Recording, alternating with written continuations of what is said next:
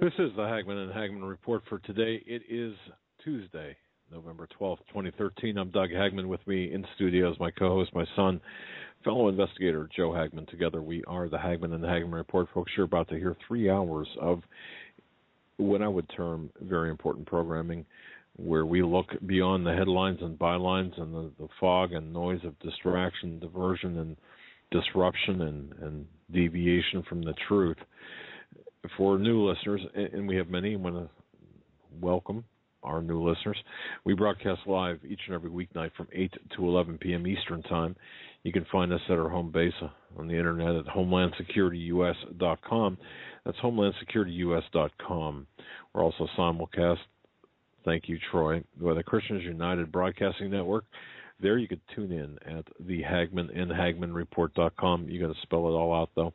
The Hagmann and HagmannReport.com. Folks, thanks for joining us. Thank you for your belief and trust in us as we will walk together through this minefield of current events. I'll tell you, it's incredible. I want to say hello and very happy to hear from our friends, our listeners in the Philippines. We're glad you're safe. We are praying for you, for those around you, your fellow neighbors, your friends. My goodness, but very glad to hear that you are all right. Second hour tonight, Joe, we'll be having Stan Deo on, and of course, if you go to HomelandSecurityUS.com, there we've put up Prudent Places USA, the 2014 edition. It's the CD. I've got it right here. I'll tell you something. I looked at it. If you've got Prudent Places USA, the previous editions, it's got to be double the amount. Hollydale, it's got to be double the amount of information. The maps, 800 maps in there, and it's incredible. The information that it's just absolutely incredible. I would recommend folks to grab yourself a copy of Prudent Places USA, as well as Dare to Prepare, and of course Cosmic Conspiracy. All three. Whatever you got to do to get your hands on those books, grab them. I've got 2 copies of Cosmic Conspiracy. One I keep in my briefcase, the other here is at the studio. I don't go too many places without it, I got to tell you, traveling, because it's a wonderful reference manual. But at any rate, so the second hour, we're going to be having Stan Dale come on board and talk about, your questions. And, of course, if you've got questions, it's not too late to send them in. Go ahead and if you go to HomelandSecurityUS.com, there's a place right there where it says send your question via email. Just click on that. And, of course, I will get it to Mr. Deo. Joe, a lot of news tonight, a lot of information, a lot of research you've been putting in. What's going on with your research here? Yeah, I got tons of research. Some of it, I guess, we can go over it tonight. I do have printed out some things that I did want to discuss. But I've been looking into as everybody knows that we've been talking about the RFID Obamacare connection, Department of Health and Human Services. And what I've come across is dozens of intergovernmental agencies like the FDA, like the DARPA. The FDA and DARPA have teamed up in order to bring in these new technologies and these new innovative scientific saving technologies, as they call them, they're working together. And yesterday we talked after the show about, I read you a little bit of these documents about the FDA saying it is a global agency. And you said, no, well, FDA is a national agency. And I read you something from the site. They have a few new PDFs out, and new strategy plans that state that they're global. Now, they have recently just put out the global initiative, and they have the FDA pathway to global product safety. And what they have done is said that they went from a national agency, and because of the safety and the necessary health possibilities of detrimental to health out there, from terrorism to, contamination of milk, that they need to be global. They are going global, the global initiative they launched.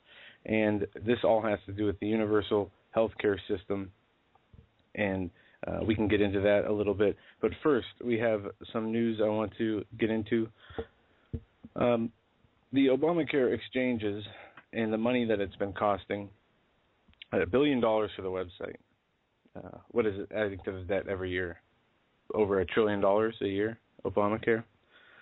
And now we're seeing all these people dropped from their coverage insurance. And we were told by insurance CEOs that you're not being dropped, you're being transitioned. Well, now they say Wait a second. The letter I've got from my health insurance provider says I'm being canceled. Yes, well, it doesn't say I'm being transitioned. That's because you're being canceled, then you should know that Obamacare is there to catch you. Oh, I mean, you have to sign up for it. It might take you 2 weeks on a website to do, but you can. Well, okay, I don't mean to interrupt, but no, go ahead. Was the subject of my latest article, which appears at both HomelandSecurityUS.com and CanadaFreePress.com. Folks, the exchange, the website, the interface, the portal, whatever you want to call it, it was never designed to work. It was never intended to work. You do know that, right? Folks, I would urge everyone to read. Charles Krauthammer just came out. Interestingly enough, I saw on Real Clear Politics, there was a video, and I'm going to pull it up right now. The title of it is what you were talking about, only it's Krauthammer says, Obama crafted this way to maximize the number of people who would lose insurance. Well, but I like mine better. No, yeah, not going as far to say to make sure that they have to enroll under Obamacare, to make sure that they are consolidating the 1/6 of the U.S. economy through the medicine industry, through the hospital industry, and not only consolidating it, but transforming it. And that's the research I've been doing, is what they're going to be transforming it into. Well, okay, but even before that, at its most basic level, you folks, please understand this. And this is something that I've been talking with actually a new government informant, I don't want to say whistleblower, but somebody that is sourced within the government. It's the Hegelian dialectic and the Cloward-Piven strategy all rolled into one. The bottom line, their intent is to force a single-payer health coverage. In other words, create the chaos, create it so badly that in their eyes it's actually a success, because that's going to force this government, our government, the United States government, to create this single-payer system, which was their plan all along, and they're doing it through the Hegelian dialectic and also the Cloward-Piven strategy. They're doing it; they're modeling it after the socials. And by the way, the offshoots of that, of course, you've got your eugenicists who are out there clapping, as well as those people who are the pro-abortion, population-controlled people clapping as well. This also does dovetail into climate control or climate global warming, the carbon tax. I mean, this goes everywhere. I have two audio clips. One about the problem, reaction, solution, and two about the dirty secret of the cost of Obama's green energy push. The first clip is before you go to the clip, folks, if you don't mind, if I can ask you a favor, certainly go to HomelandSecurityUS.com or CanadaFreePress.com. The unspoken success of Obamacare. That's the article title. But please read that, and in fact, join in the discussion at CanadaFreePress.com. They have a discussion board there. But read that, because I do believe, I don't think there's a wasted word in the 1,200 words that I put in there. At least, and I'm not trying to boast or anything, but I think it's so important for people to understand exactly what this regime is up to. And people have got to understand that this is going to be the final nail in the coffin that was America, and this is going to be the once this takes root, we're going to find the New World Order, one world system of governments take over in a New York minute. It's going to be like we're going to get sucker punched, and it's going to be so massive. And this is all about. I wouldn't even say the last nail in the coffin. I'd say the last shovel of dirt over the buried grave. Perhaps. Because we are so far down this destruction of our country. We've been idle as a people politically for so long because things were good and people were working and being prosperous. Getting fat. Well, of course. Yeah, and getting. But it was a false prosperity, Joe. Correct. And because of us not holding ourselves accountable and being accountable, we've allowed things to slip in, and these things are evil, and these things we're waiting. Like you say, after 9/11, you'd say this a lot, that the Muslims don't think in terms of days or years, but in terms of generations in their plan. Correct. These people think in terms of generations as well. Eons. I mean, well, that too. Because the Satan's behind it, and exactly. And this is why they will wait. If it took another 50 years, another 500 years for them to find an opening to advance an agenda, then they'll wait that long. Absolutely. I totally agree with you, and I think that your research is spot on. I think that, working independently and then collectively putting the information together, it's amazing to find out exactly where we're at with all of this. But really, folks, I've got to tell you, while the theater, the carnival barkers continue to talk about the 2014 elections, the midterms, and of course 2016, and continue to make this a Democrat-Republican issue. That's nothing but you might as well just watch a football game. Playing into the Hegelian dialect. Let me play this quick clip of Ed Schultz, 53 seconds. And this is an example of what you were talking about.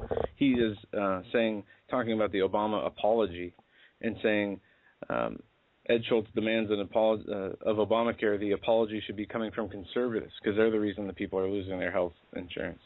And when you see outrageous, just blatant lies like this, and you have the football-minded or sport-minded left-right people, they see it and go crazy over it, and then we'll see the reaction for the next 2 days on the news. And they keep playing into this narrative at the same time not addressing the truth on any level. It is, unless you step back away from that and see the bigger picture, it can be distracting. But here is this outrageous clip that makes no sense. I want to talk about President Obama's interview with Chuck Todd last Thursday, where it was reported in the media that the president has apologized to all of those people out there who were losing their insurance. Really? He's apologizing? That's kind of not how I saw the interview. The way I saw the interview is the president was apologizing for the inconvenience that people are having to go through to actually go to a policy where they're going to get some real coverage. The apology should be coming from the conservatives. The conservatives should be apologizing for having no plan and no option for any of the people that you've just seen illustrated on this program, and they should be apologizing to the 50 million Americans who have been without insurance because, damn it, they've been sick. The Republicans continue their ruthless tactics of lying about Obamacare. Oh, my goodness. And there you have it. Like I said, they are they must be desperate. They are trying to hold on to those people who are still stuck in the Democrat-Republican mindset. Why else would they? And that makes sense for a lot larger issues like the lexicons they put out about extremists and and you're right, because it is this kind of discussion, and the reason we played this or you played this, folks understand this. The pro-life those who are pro-life, those who are for the traditional family, that being a husband and a wife, a man and woman, those who refuse through their conscience and their religion, or their faith, I shouldn't say religion, their faith, to subsidize abortion, to subsidize contraception. And I'll tell you flat out, I've got a real problem with that, and therefore I cannot and will not obey. You can't make me. But you see, it's people like Ed Schultz on the left, and Lawrence O'Donnell on the left, and the far left, and Rachel Maddow on the left, that are salting the earth. And what is going to take place here? And I'm afraid to say this. I mean, folks, we are going to see a backlash against when we already are a backlash against the Christians, against the Jews, against the people of faith, to the extent where we will be the enemy. And I've said this before, and I'll say this again, because we are entering into one of the most dangerous, in my view, one of the most dangerous periods of our history. 50 years ago, they killed a president. 50 years later, who's they?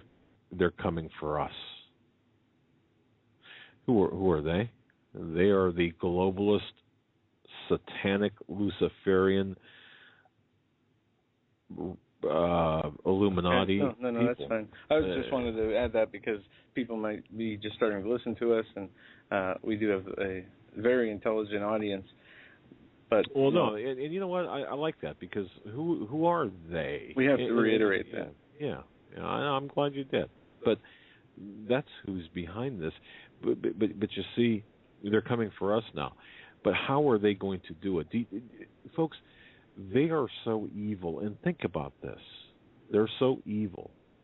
Do you think that they would think twice about perhaps sacrificing one of their own, or maybe even two of their own, to advance their worldview objectives? When I say they, when a leader has outlived his or her usefulness, utility, do you think that they are capable of perhaps making that person a martyr or a saint to advance the objectives? And think about the backlash, the hatred against, you think it's bad now, against Christians and people of faith? I'm going to tell you right now, it's going to get a lot worse if that would ever happen.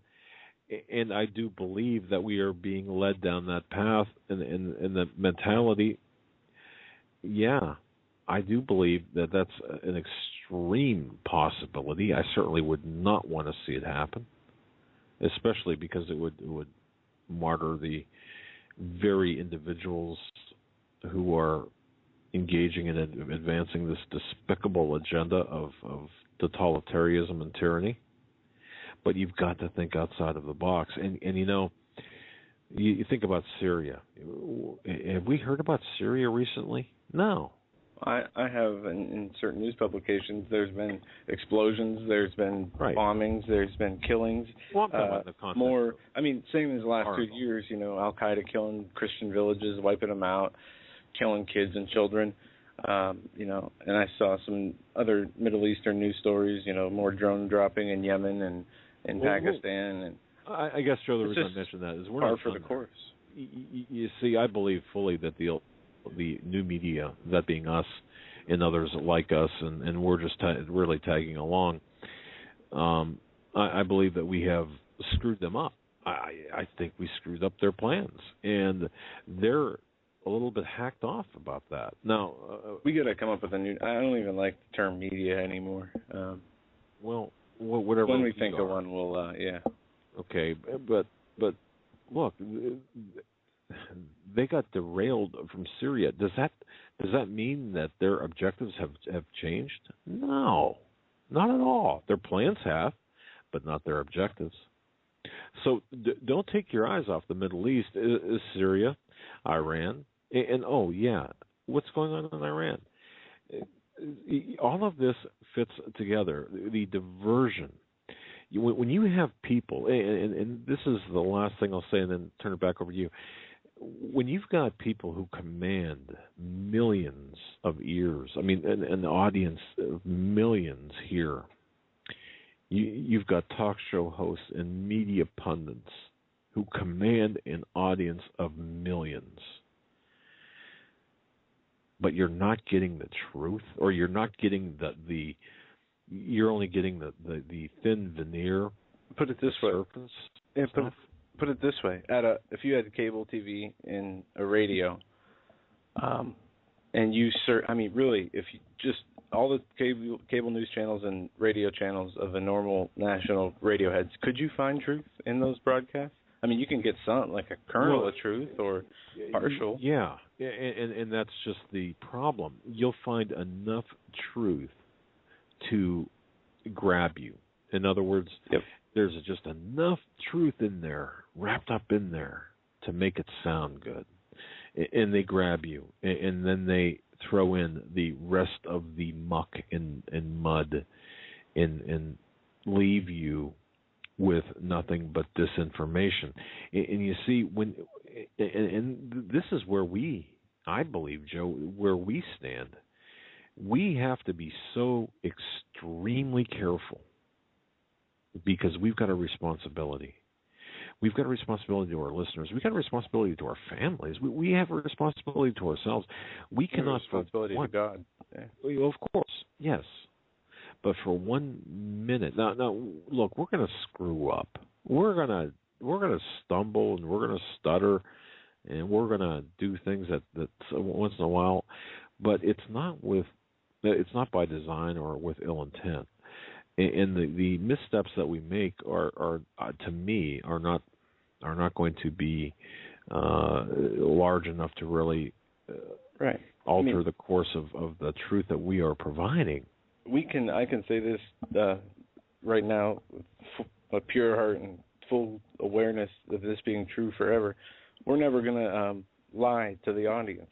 I mean, if we were to read a news story that wasn't accurate or something along those lines, but we would never intentionally lie to the audience. I mean, there's no reason. Right. There's no... we'll get fooled once in a while. Yeah. We'll bring on a guest. But never intentionally mislead. Never... and we don't hold anything back. We don't have, secrets here that we won't talk about or subjects we won't talk about. But, we're far from perfect, and especially you. I mean, no, I'm kidding. Well, I've had more time to be imperfect, I'll tell you that. But seriously, the issue that I have, and this also goes to the Obama eligibility issue. Okay, now I've gotten so many emails about Mia Poole, I believe her name is. I should know it by heart. I've seen her interviews. I've heard her interviews. I know that she's from Hawaii. I understand what she's bringing to the table, but even with the eligibility, if we would have addressed this. When I say we, I'm talking about if the media, the true conservative, Christian conservative, if like we were beating the drums hot and heavy back in 2008, at least on my end, if the conservatives who were running the various forums and websites and writing the conservative columns and influencing the leadership and talking and influencing their listeners, if they would have grabbed onto the truths, the factual statements that we were being that Obama is not who he says he is, things might be a little bit different today. Yeah, we'd have a different person in the White House, and we'd be talking about the same things. Well, you make a good. You know what? You make a good point. But again, every little frustration that we can cause them, isn't that good? If we can frustrate them at every turn, can you imagine? I mean, Yeah, it's like having a house, and you've got levels or layers of security. And you don't want to leave your doors wide open, your lights on, and your stash of silver gold and your car keys hanging up in the garage where people can see them. No, of course not. Or whatever you've got. I mean, you layer your security. But the reason I mention that is if you frustrate the burglars or you frustrate the criminals in this case, and they are criminals, at every step and every turn, this is what we need to do, because let's not make it easy for them. And sure, we might have somebody different, but that difference could buy us some time. And why do we want to buy time? Do we want to? Well, we can buy time because there's a lot of work we've got to do. There's a lot of souls to be converted, but you know what? Wouldn't it be better if you think about this? Look at your grandchildren. That's another day, another week, or your children. Another day or another week of puppy dogs and Lucky Charms and Rice Krispies and playing on the swing set or playing in the snow to be children. That's another, that we're buying time for this normalcy while we're fighting, while the adults are fighting what is not normal, while the adults are busy attempting to take back what we once had, and to do so in a very godly manner, or at least spiritually. Fight the spiritual fight, I should say. But I'm getting way off track here. I want to matter of housekeeping here. For folks that are hearing ads, because people are saying in the chat room they're getting ads, there's not supposed to be anything else playing during the show, no break-in ads, nothing like that. We were in conversation with Blog Talk Radio, and it should be resolved soon, and we apologize for the inconvenience, because I know the last thing you want to do is have stupid pop-up ads in the middle of a broadcast that don't belong there. Yeah, and we pay. By the way, we do pay for not having ads, if you can believe that. It's part of the one of the packages. You pay not to have the BTR jingle in the beginning, not to have ads play. And if there are ads playing, it's revenue sharing. So we should either be getting money or we should not have ads on there. Anyway.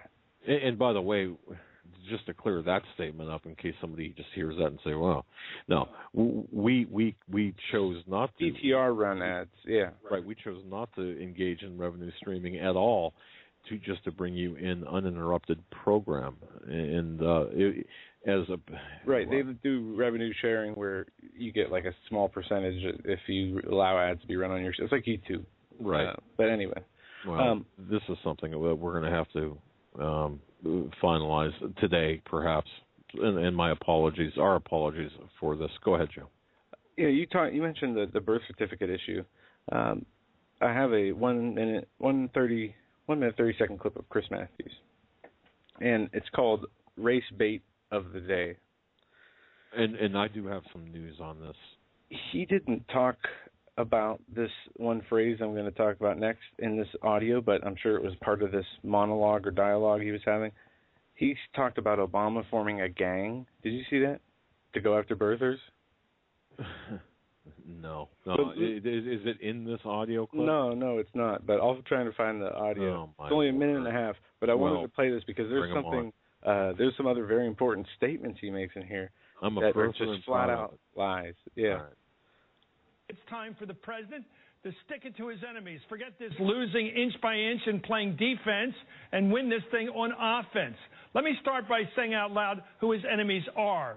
They're not the racist argument that he's a Kenyan, an East African who conned his way into the American presidency. Their argument that says Barack Obama should have been deported as a criminal, not elected and reelected president of the United States. No, his true enemies are the backers and kissing cousins of the birthers, the people like John Boehner who refuses to stand up to them, who makes common cause with the haters even as he positions himself as not quite one of them, who keep their hands clean even as they benefit from the garbage their birther buddies are throwing out at the latest right-wing feeding time at the zoo. Obama's true enemies are those who back the 36 states now pushing voter suppression laws to make damn sure the country doesn't go and elect another black president or a progressive white president. You know, this generation's equivalent of poll taxes and those discredited literacy tests, anything to keep minorities from their voting rights. And to this crowd, the Obama haters, add to them those who gnaw on the president's health care bill with the hunger of starving rats, but offer nothing in its place except their crazed notions about bringing down the government and destroying the country's economic stature, even as they deny even a penny of credit to the president for the zooming American stock market right now. These are the enemies, those who stand and benefit from all the anger, hatred, and indecency of the nasty right, while claiming to be above them when in fact they are below them, for again and again humming along when the worst of them, the true haters of the right, sing their racist and un-American songs. Okay, that was a very loaded minute-and-a-half clip. A lot was said there. Oh, my word. And I see the smoke coming out of your ears, and just for the listeners, no more sound clips from MSNBC today, but we do have some more on from other places. Well, first of all, if I was a black man in America and listening to that drivel, Tingles, Matthews, I'm going to tell you something. I would be insulted listening to him because I really think that he insulted the blacks in America, referencing literacy tests and what have you. Is it so much to ask for verification of citizenship when you go vote? I mean, no, it's not. He said voter suppression laws. It's a voter ID law. Now, here's the thing: the people that are saying voter ID laws are racist are going to be the same people who say you need your RFID to make sure you're not a terrorist. You need your card with a chip in it to make sure you are who you say you are. And it's so convoluted. They'll placate to an issue like the voter ID law, say it's racist because this is what they want to flood the election polls with illegal aliens, and they don't even need to do that because they have the control of the switches anyway. It's all about, as you said, emotional baiting. It's all about trying to pull people into a fight that doesn't exist. Well, and yes.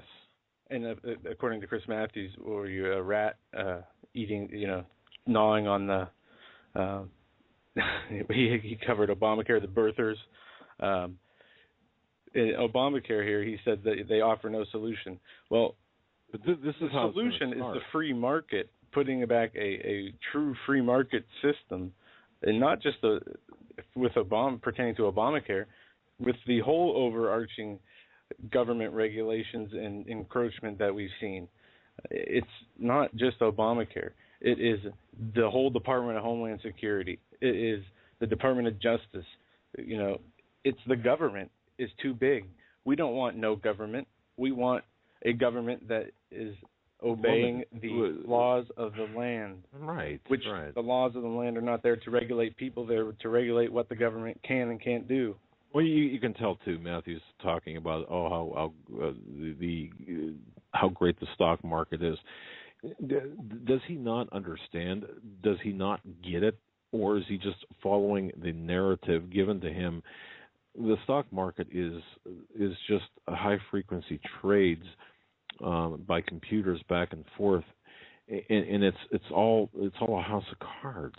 I mean, that statement alone, to me, represents an incredible level of ignorance. And Alan, I got to say goodbye to you then, okay? I'm getting information. Look, folks, we are doing our best, and if you can sense frustration in my voice, I don't understand why we've got ads playing during our program. I will get to the bottom of this. We will get to the bottom of this. This has got to stop. And I'm sorry? Go ahead. All right, thank you. Joe is, in fact, going to engage, apparently, my issues were not, or my problems were not addressed last evening. You want to call their customer service on air? We can do that. Yeah, you know what? No, we've got more important things to do. Honestly, plus I don't really care for ambush. I'm not going to ambush him. Well, that's all right. If it was Chris Matthews and we had his number, yeah, I would. Somebody had said, and I want to touch on this because I think we should talk about this with Stan as well. Carolyn asks us, please discuss the electrical grid X. Yes. For tomorrow. Okay. Yeah. And that might be who I just talked to on Facebook asking the question. I'm not sure. It could be wrong, but the Grid X2 power drill is, from what I've read, a simulation simulating power attacks or taxing the power system to see where the vulnerabilities and weaknesses are for not just power outages from overloading the power system, also from cyber attacks. Now, there's a few arguments here that people have inputted. Drills go live sometimes. That's correct. But the information I've gotten from my sources are just they don't know. I mean, they have not been read in. I mean, however, they have not seen any indication of, for example, people heading for their bunkers or people doing things that would suggest that the grid is going to go down for any length of time or at all. And believe me, if we had information, and I'm going to address Carolyn, I'll just read this email here, not to embarrass, but not to even. I just want to address this because she writes this: discuss the electrical grid outage tomorrow. Still expected, and has anyone seen the powers that be? Are the reason I'm stalling here? The sentence doesn't quite make sense. If they in their underground bunkers. Also, when speaking of something devastating is going to happen that's unexpected, why not disclose what you know, Doug or Joe? I thought we were on the same team. Maybe not. Well, Carolyn, I think we are on the same team. And with all due respect, if we knew something was going to happen tomorrow or the next day or 5 days from now or 5 weeks from now, we'd be shouting it from the rooftops. I mean, especially if it was that big where there was going to be a North American power outage for days or weeks, I would tell people that even if it cost me my life, because Absolutely. That's important information. I mean, even if we sounded like total Looney Tunes, just imagine, for example, on September 10th at 5 o'clock or noon on September 10th, 2001, you having knowledge of what was going to happen the following day. Believe me, I would think, and I'm sure there were people that had foreknowledge, but I mean, we would be screaming it from the rooftops. I mean, we'd be sending out emails, calling everybody up, putting it on our website.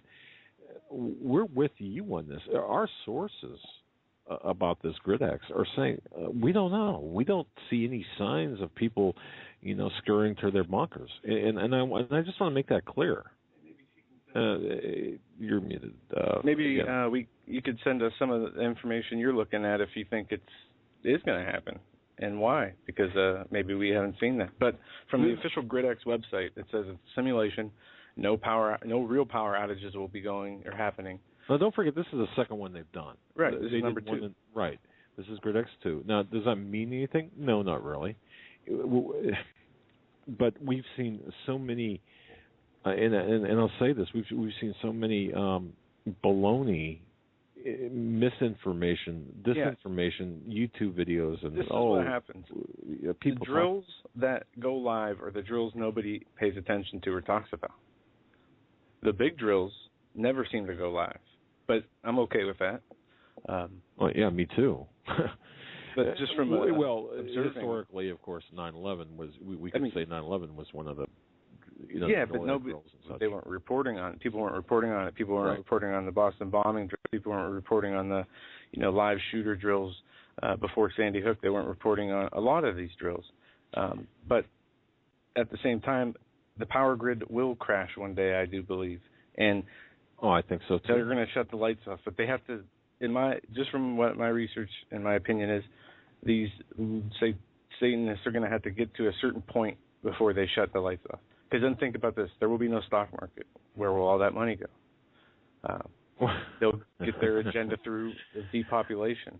Right. But no, and I just want to assure Carolyn and all of our listeners, we don't hold anything back. And when I say expect the unexpected, when somebody tells me that's very close to things, to expect the unexpected, don't you think I ask questions? Of course I ask questions. So what do you mean expect the? Well, how much clearer can I make it? I mean, you had to hear some of the conversations that I have. If they knew. And I do believe this. If they knew, they would tell me. And look, expect the unexpected. We might, with everyone looking at GridX, the experiment. Oh, it could go live and all of this, and people setting dates. Folks, look, it's going to be a zone, an area, a time period, not a date certain. And anyone who says, well, the 15th or the 13th, this is going to happen, I've done surveillance for close to 30 years, and if I'm with someone doing surveillance and they know for a fact what the person we're saying we're conducting surveillance on, perhaps in a criminal investigation, if they know for a fact what that person's going to do, I'd have to look at them and say, well, how do you know this? You're either part of it, or you've got one heck of a great, crystal ball. It's all we're trying to do is work this out together, without the hype, without the misinformation, the disinformation, the people who go, who make YouTube videos. We're trying to also separate out the friend of a friend of a friend of a friend. They do have value. That information has value. Well, hey, my hairdresser's friend's second cousin. Yeah, okay, whatever. So, and I say my uncle. Yeah. And of course, we don't have to spend any more time on this, but that's how we bring you the information that we bring you. And of course, like I said, sometimes we have guests on that will say something based on one of their sources and come to find out one of their sources is wrong or is not correct. Well, okay, do we endorse everyone? Of course not. The people we do endorse, we certainly make it clear we do endorse them. When there's silence, you could take that as silence. But that said, I don't know what's going to happen tomorrow. Joe, you don't know what's going to happen tomorrow or the next couple of days with GridX. Is there going to be an issue? I don't know. From my sources, I know one thing. Clueless. They're going to have their GridX 2 drill simulation tomorrow. Right. And that's about it. And you made a misstatement. You said we don't hold anything back. You said something happened. You witnessed something the other day. You did not tell me what that was. And two, unless you're going to reveal the names of your sources on air now, you do hold back. I'm just messing around. But anyway. Yeah. Well, the one issue is personal. The other is a matter of security and of course, you got to protect your sources. Audrey Hudson from the Washington Times, former writer, of course. DHS walked in, took all of her sources, her notes. Of course, folks, you know about that. We talked about that last week. How incredible is that? Of course, now their lives, not only their jobs, but their lives and the lives of their families are in danger. And I can tell you this, I've talked to Audrey Hudson a number of times and been quoted in the Washington Times. I would suspect that my name is in that bunch of papers that was taken in my contact information. And of course, I'm NSA case number 70900 as well. So, but I don't even know how we got off on that. But no, you're right. I mean, we do protect our sources, and we don't reveal our sources, and we won't reveal our sources once they are properly vetted by us. Okay, let's move on. As I catch you typing in. Where are we going? Let's move on to. Okay, I know where we're going to go. Okay. We have some news today out of California. California, over 1 million. Oh, man, I just switched off the studio in that story. I hope it didn't disconnect me. Anyway, California, 1 million people It did disconnect us, didn't it? I can hear you. This is not good. All right, we're on. Okay, never mind. The studio froze. Now I know what you see sometimes. Okay, California Insurance Commissioner. More than 1 million Californians having insurance canceled due to Affordable Health Care Act. This is the, sixth state that I've seen huge numbers, massive. Florida, it's hundreds of thousands. You had Ohio, Texas, California now, New York, I think. But now, health insurer Anthem Blue Cross from California has agreed to a 2-month extension of about 104,000 individual policies after failing to give a required 90-day cancellation notice, State Insurance Commissioner Dave Jones said Tuesday.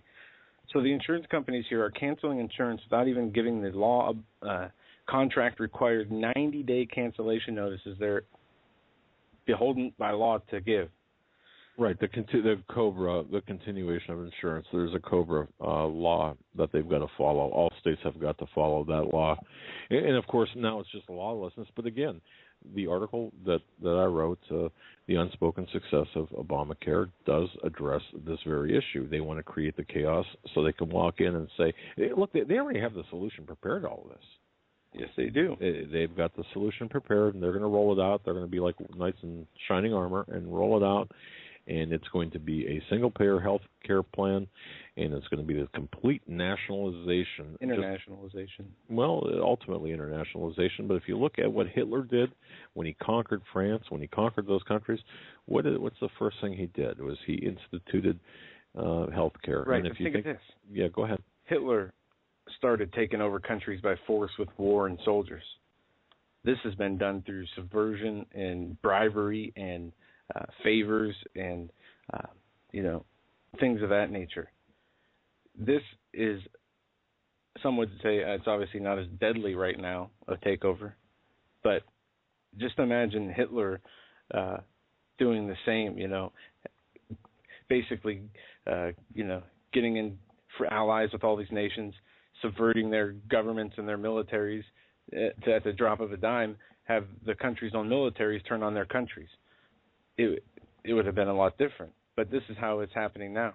All the countries are working towards this one world goal. Absolutely. They think it is something that will ultimately and forever keep the serfs or slaves, us, where we belong, either dead or gone, or working slaves, working for what their needs are. And we are now, but this would be definitely... We're either going to be subjugated and as under the thumb of the globalists. Yeah, this planet is not big enough for the both of us. No. Or the both of, the elite and the useless eaters. Well, and you're right. We will be dead. We will be incarcerated or otherwise subjugated. Put in work brigades on chain link ditch digging. Who knows what their plans for us are? We know that they want to depopulate the earth. The Georgia Guidestones, some people now look to as some sort of religious law.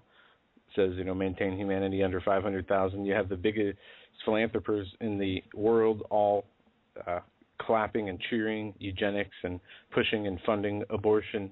Bill Gates, biggest funder, Planned Parenthood, and founded it, or his dad founded it. And you have all these, wealthy elite people who go to these secret societies.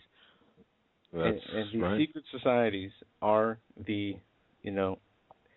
and with these mystery religions, as Russ Dizdar last night, we talked about this a little bit, and Paul McGuire and Greg Jackson the week before, we see that these people are worshiping evil, openly and knowing so, and they are the ones that run the country and run the world.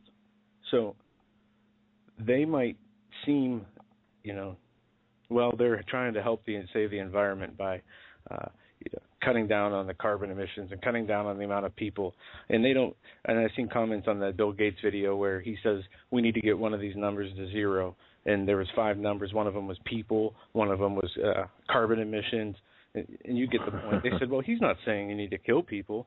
Well, all of the 5 numbers that were represented has something to do with people and what they would go through on a daily basis, whether it's their energy, right, consumption, whether it is, breathing, whatever. But these people plan to live forever. You put an article on my desk today. Russia did a study. The globalists think they can live forever through technology by 2045.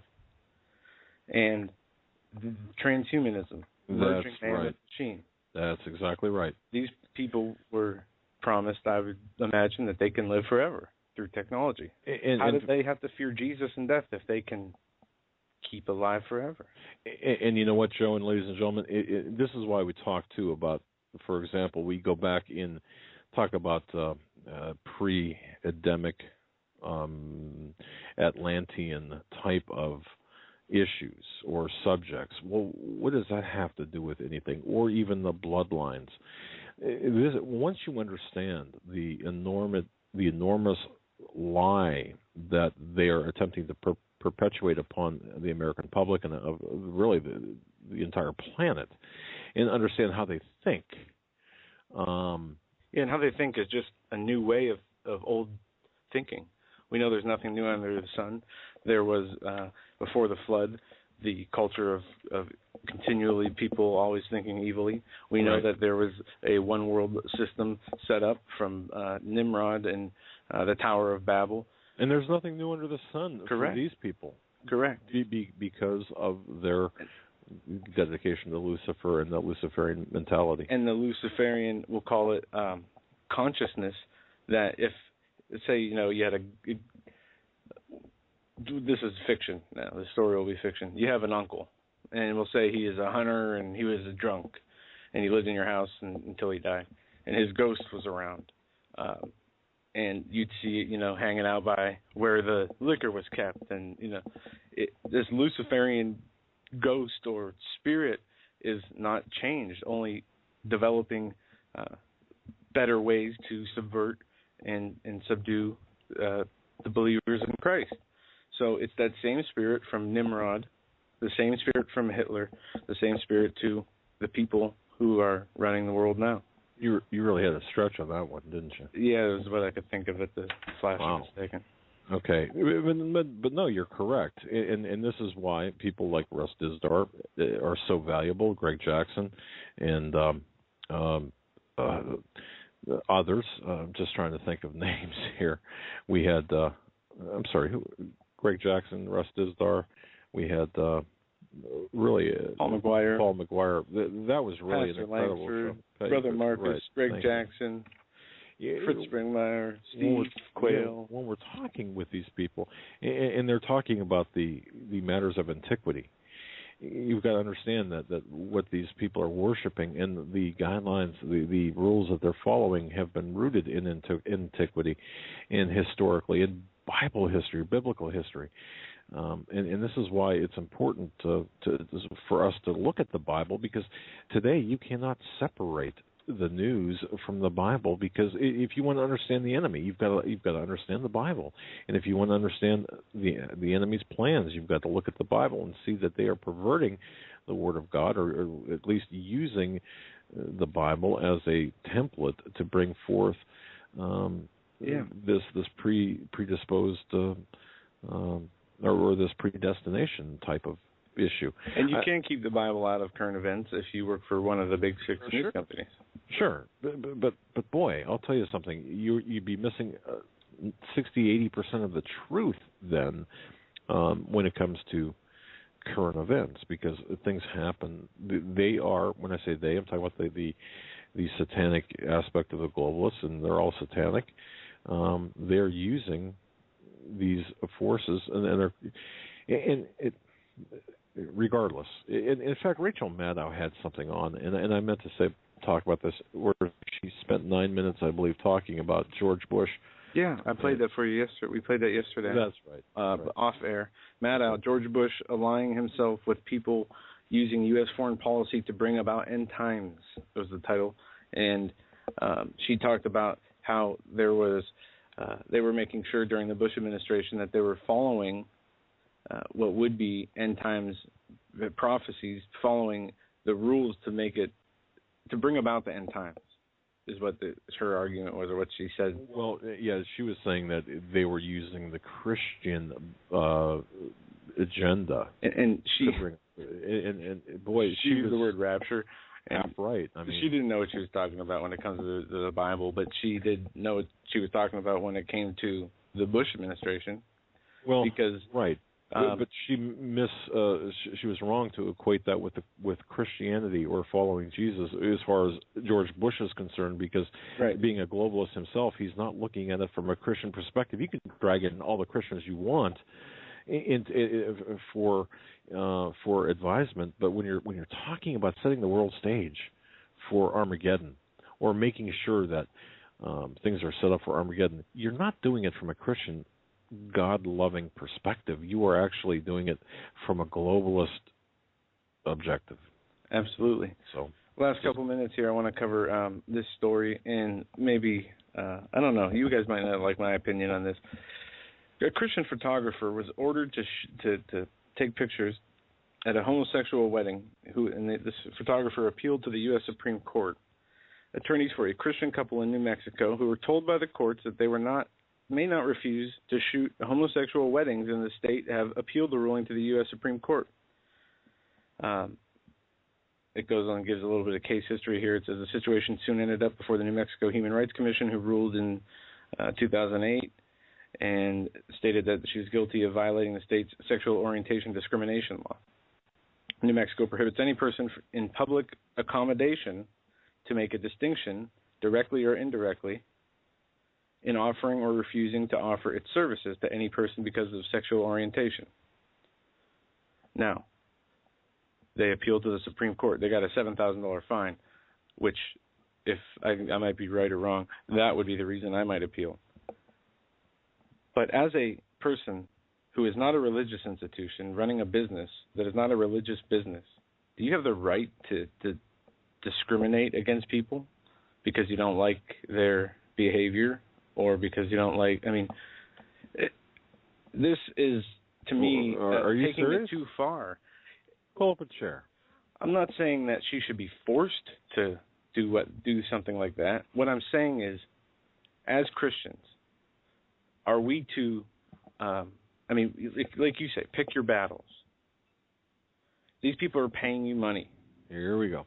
Now we're going to go. You're not performing the service. You're not a religious institution. You're not a church. If it was a church, obviously, I would absolutely be on the side of the church 100% of the time. If it was, a pastor, or if it was the choir of the church.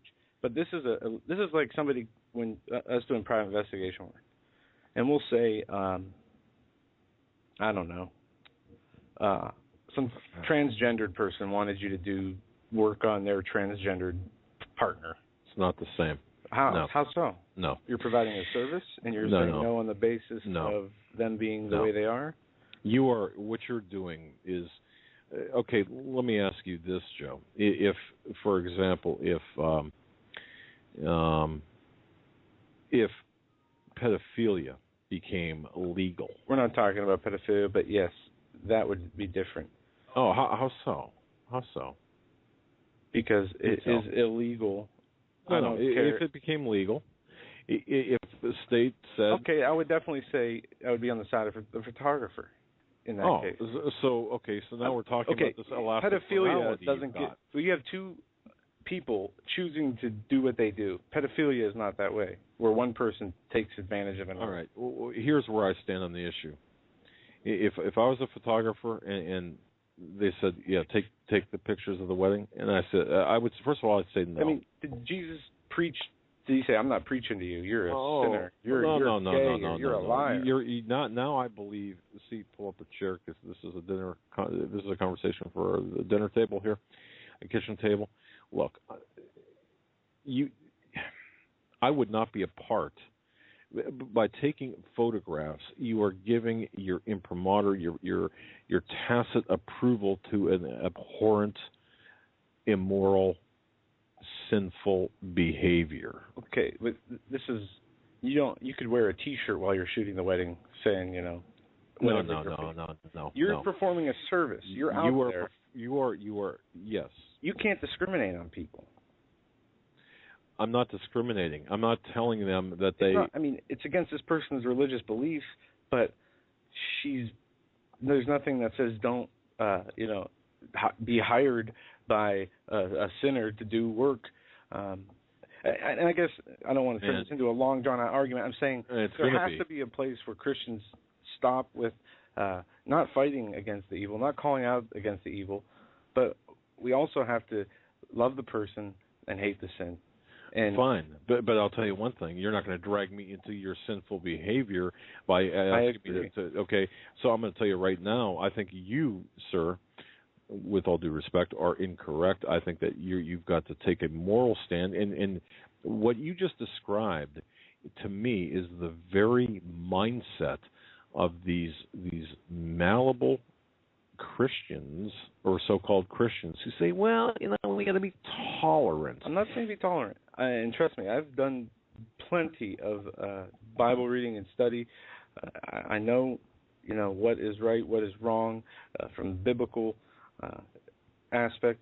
What I'm saying, I don't agree with having to be forced to shoot this either, but I don't agree with a photographer being able to deny somebody business because she doesn't like. I do, 100%. I'm 100% in the camp of that photographer, and I believe they are on the side of right. And maybe it's because I've grown up in the culture of you can't refuse people at businesses or places. I mean, think about. I know this is a different scenario, like the race, right? But think of the race issue. They had the segregation, and they said you couldn't discriminate against. Totally different. I know people. I understand that, but you're going against other people. I mean, even though they're just because people are gay doesn't mean that we have to have. They're not gay. They're homosexual. Homosexual, gay, whatever. Doesn't mean we have to hate them. Is what I'm saying. Doesn't mean we don't treat them like people. There's no okay. Just by refusing to take their wedding pictures or civil union pictures, I even refuse to call it a wedding.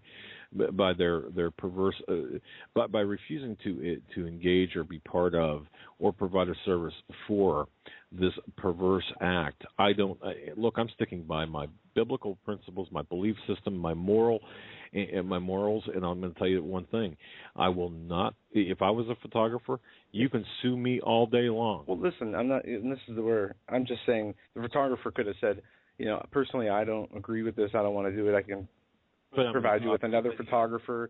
Right. I can help you, find somebody else. But just it's this hate that is dividing people. It's not a hatred. There is an element of hatred, just like there's an element of hatred on the other side. Look, it's drawing a line in the sand because once again, you tolerate.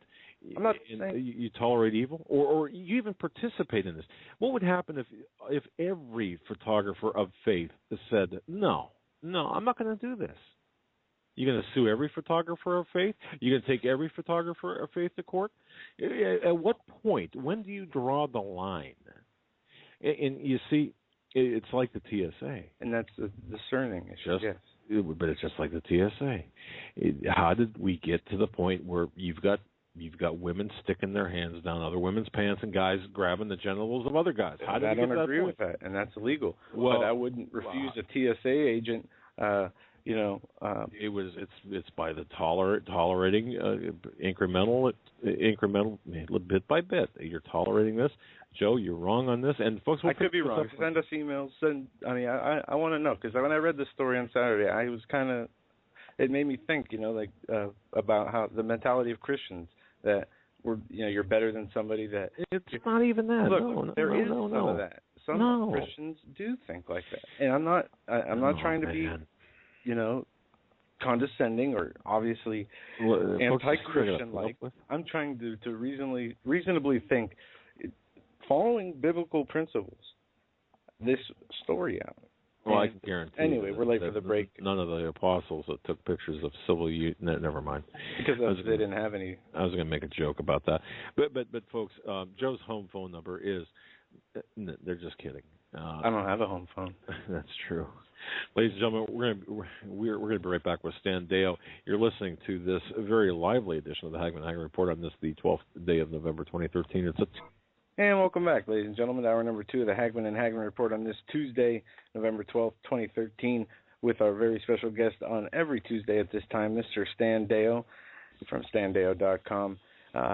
Right now, my father's putting up pictures that Stan sent us on our website at homelandsecurityus.com. And you can go there and see those shortly. He'll let you know. The pictures will be underneath. If you click on the promo for Stan Deyo, open that up, and the photographs will be underneath the books, the CD and the books, Dare to Prepare and Cosmic Conspiracy. And with that, Stan, I want to ask you this. I hope you and Holly are feeling better. Are you guys doing okay? Yep, much better. In fact, a couple of days back, Holly decided that since this thing was hanging on, this cough from the whooping cough, that she would try the carnivora treatment, you know, the one that President Reagan used to have brought into the White House when nobody else could get it to cure cancer and things like that. Anyway, she tried that, and it's making a huge difference in the way she feels. In fact, the last 24 hours just seen remarkable improvement. I don't know. I mean, she talked to the carnivora people today on the website or on the phone just to tell them that how she'd used it. And even though they don't tout it as a cure for, you know, after effects of, you know, viruses and things like that, that she noticed a marked improvement. And I did too. She's certainly coughing a lot less. If you go on our website to standeyo.com and go down about a third of the way down on the right-hand side, she's got an article which she wrote. It says, supplements may not guard against cancer and heart disease. However, she's talking about big pharma at work again to discredit things that do work. And down the middle of that, there's the words the letters BCAPS, BCAPS 3. And it's a password that you can use on the Carnivora site, not our site. When you do an order there, they will give you a free bottle with every 2 ordered. So we don't make anything from it. We're not, you know, we don't sell it. We're not hawking them, except for the fact that they do seem to work. And we've ordered some more today. Anyway, that's about Holly and how she feels. I'm gradually getting a little bit better with the back things. Thank you for asking. But, you know, Doug, how are you doing with your back? He's not doing good. He had the doctor. He went to the doctor the other day, and apparently the doctor pressed a little too hard on his back. So he's been walking around here like a hurt puppy. Damn, Jim, I'll have to send you some of that carnivora and a bottle of tequila. Well, I got to tell you, I told the doctor. In fact, I called him today. I said, you know, I'm going to start drinking again. Seriously, it's just incredible. I had three disc herniations, a couple of osteophyte issues that are. It's kind of exciting because I could be holding a cup of coffee in my left hand, and then thinking I'm still holding it, go to take a sip, and it's not there anymore. Oh wow! It does add some excitement to your life. But thanks for asking. But yeah, we all have our problems. Yep, we're getting there. Over. Yeah. Now, guys, where are we going? What is at the top of the list today? I don't know. Well, what about Grid X2 that starts tomorrow? That's one of the number one questions. That in Fukushima. Let's start with Grid X2. Yeah, what do you think of Grid X? I mean, I've got nothing. Stan, I've got nothing. Well, let me say this: the Common Sense Show, Dave Hodges, made some very good articles yesterday and today about this, and some of the things that he brings up are, kind of you want to say, duh, is anybody listening? Because here we have Russian and Chinese troops coming in to help and monitor the United States run a grid failure test. Now, excuse me if I'm wrong, but I thought that Russia and China were technically our enemies, since China 2 weeks ago or less than that said, well, this is where we could hit America with nukes from offshore and destroy, so many million of your people. And we're inviting them in to help us do the Grid X test. I mean, even if there's no false flag event, this is just stupid. You don't tell the enemy or potential enemy, look, come in and look at all of our weak spots here in our grid system so that you know what to do to bring us down. You just don't do that. And Stan, I'll just, sorry. No, I didn't mean to interrupt you, but last year there was a drill in Colorado where they had Russian paramilitary troops come over and mock take over a CIA base and another government facility. And also to the second point you made, you don't broadcast it to your enemies. If they were really thinking of doing something nefarious, do you think they'd announce that they were even coming, those soldiers? Well, nefarious at this moment, no. Nefarious down the way, yes. I mean, gosh, 6-7 years back, I remember some of our friends that were in Oregon with the radio station here were telling us that the law enforcement officers all down the West Coast there were being alerted to the fact that a number of top-ranking Russian generals were being escorted into the United States down along to inspect all of our, police and, SWAT team behaviors and practices, and they took them to every major city and let them see all the secrets there. That just kind of goes, tilt on my scale. And the other thing, if you remember back in the 2008 campaign it was for president when Obama was telling what he was going to do, one of the things he said he was going to do to take the load off of our military because they were thinly stretched is he was going to use private assets to fulfill national security goals that he was going to make, right? Now, private assets can include Russian and Chinese off-duty soldiers. I mean, it gives him, he says, plausible deniability. He says, look, I told you I was going to do this for the election in 2008, that I was going to use private assets.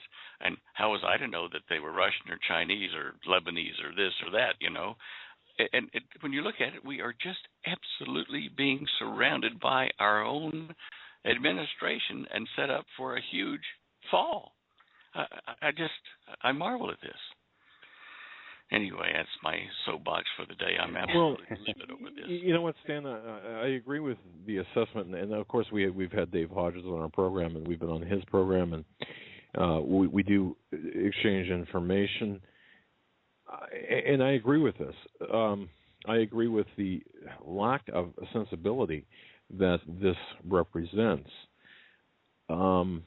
What I don't agree with, though, or what I shouldn't say I don't agree with this, what I have a hard time, or what I'm suspicious of, is people telling me where to look. Okay, I'm not saying that's Dave Hodges, not at all. But if you've got a whole bunch of people saying, look over here, and they're people of influence or connected to the government, that worries me a little bit. For example, look at all these Chinese troops and Russian troops. Well, while I'm looking at those, while indeed there may be an issue or maybe a legitimate concern there, what am I being diverted from looking at? Now, maybe that's too puritanical of an approach. I don't know. Which is why this Grid X in your face, Grid X2 in your face, I'm thinking, everyone's saying, look at this. And even the blogosphere has lit up about this. You're not accusing our government of misdirection, are you? That's exactly what I'm doing. And I'm not saying it's not important. I'm just saying, fine, we'll look at it. However, because having done investigations, I remember doing it for a government agency, and the representative came in and said, you need to do a background check on this person. Oh, and by the way, here's a list of people that I know this person, and you really should focus on these people because they know them the best of anybody. And wouldn't you know it? Boy, I'll tell you, it was almost like I got a script. And that when I interviewed the people, they knew this person, and to a T, they said exactly. Their information was 100% consistent with each other. Well, that investigation made its way to Capitol or state capitol because the investigation was being done on a nominee for the PUC, and that nominee had, because of the investigation I did, and this is a couple of decades ago now, had removed himself from the PUC position as a nominee on the day before Thanksgiving, and believe me, the gates of hell opened upon me and my office from the governor. Okay, in fact, I actually had to put a desk in my office specifically for the rotating agencies who are coming in my office from the state and federal government to investigate my practices. They were there for 6.5 months. So I guess I'm stung once, I get a little bit concerned about that. That's so. Yes, I get a little bit sketchy about that. But you make some good points, and Dave makes some good points. I can't fault him for that. And who knows? The lights could go out tomorrow, and Joe and I could be doing the show in the dark. I'm just kidding. We'll still be doing the show, though. That's right. But would anybody be able to listen? That would be an interesting event. Look, I agree. I'm not looking at tomorrow and the next day as a source of major happenings or false flags or that kind of stuff. And like you, I reserve the right to be wrong, and but I don't see it being tomorrow. As you say, it's just too in your face and obvious. It's like sheep herders. If you want the sheep to go into a certain gate, you charge them at the wrong gate with your dogs and your horses and stuff, and they think, oh, I got to get away from that gate. It's dangerous, and they run over to the one that the sheep herder wants them to go through, and then they are forced through, or they're led to that, and they run through their own accord. Is it Fukushima that they're trying to put in the back burner? Is it Yellowstone? Is it earthquakes in Oklahoma, the strange maladies that are causing that? Is it solar related? They're just so many questions about what they're actually trying to hide. But I think you're right. They're definitely it's like when I was years ago in Dallas in the computer business, and one of our customers was a stock brokers there. When my secretary at the front desk, when she would come to me and say, hey, I've got a hot tip on a stock that you need to buy, if I held any of it at that moment, I would sell it, because by the time it got to my private secretary, it was false information. It was worn out. And that's what we're looking at here. We're being fed false information. GridX and various other things as they choose. But look in the other direction, as you say. It's like watching your magician on the stage. He'll be over here on one side of the stage and shoot a gun off so that everybody goes, wow, look at that gun going off, while his assistant disappears off the left stage and does something else and comes back. And you never saw the hands move, you see. This is how the Illuminati work. It's that old saying, 3% of the people make things happen in the world today. 2% of the people see the people, observe the people making things happen, and the other 95% don't know anything has happened at all. I love it. That's right. Exactly right. Yep. And folks, cosmic conspiracy. Stan talks about the Illuminati and about the different symbolism, and I've got to tell you, Cosmic Conspiracy, folks, is a great book, along with Dare to Prepare and the CD of Holly Dale, Prudent Places USA. By the way, Stan, I looked at and I want to thank you very much for that, and thank Holly for that. I was looking at the CD, and it blew me away. I mean, holy cow! Prudent Places. I think Holly must have been in like this underground bunker for, I don't know, maybe 5 years doing this. Seriously. Well, the last year, it began since January this year. She's been working on that in every spare moment, and I do mean every spare moment. And when she finally finished the last map, the last comment, and everything, and handed over to me to send to the people that make the DVDs and USBs and stuff, she threw up a shout and danced a jig and said, "I'm free, I'm free."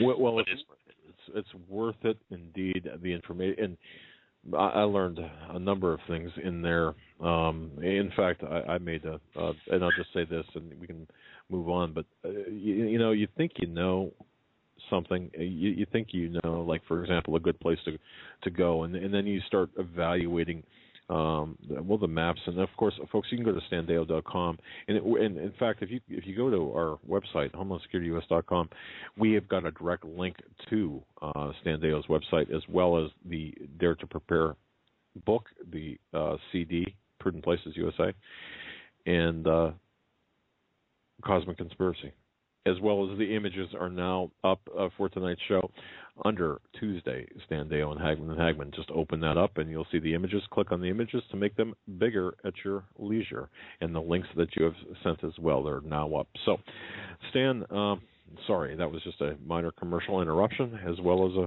piece of housekeeping. All righty. Hey, are we on? Do I need to hook up my video? Or are we doing that or just audio tonight?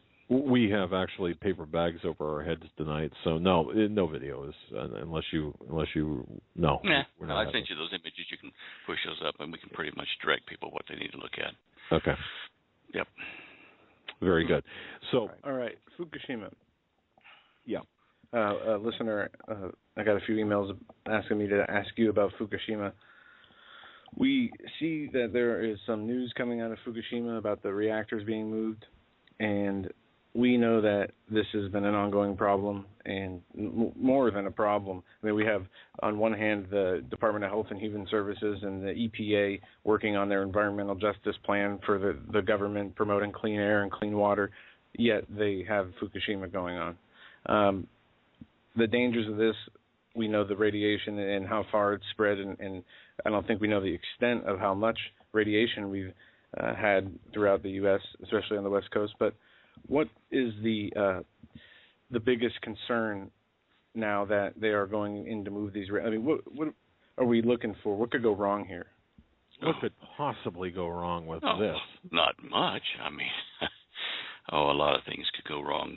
We could have hurricane season hit them at the time. We could have another earthquake, an aftershock from the great big one in the area.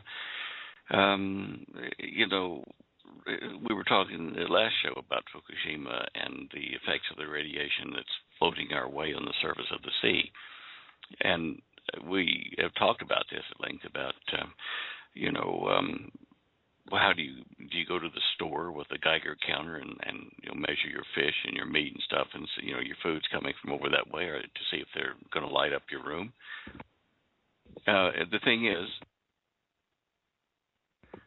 is that the radiation detectors, we've been talking to the manufacturers of these here in the United States for the little handheld jobbies, and they apparently, if you take these in to measure your fish and stuff at the store, you won't get a true reading of the radioactive count, because the radiation particles, that produce the beta and gamma, are down inside the fish, and water molecules tend to shield the reading or to alter it so that you get just an incorrect reading one way or the other.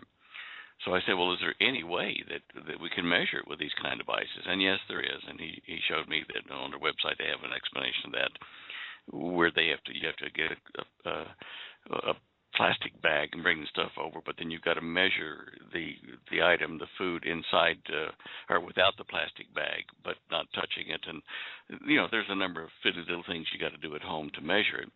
That doesn't help you at the store. And if you've bought radiated food, well, what are you going to take it back or not? I don't know, but it's not easy to get a true amateur reading on that unless you got some of the more expensive, $5,000-$10,000 radiation meters like scintillators and things like that.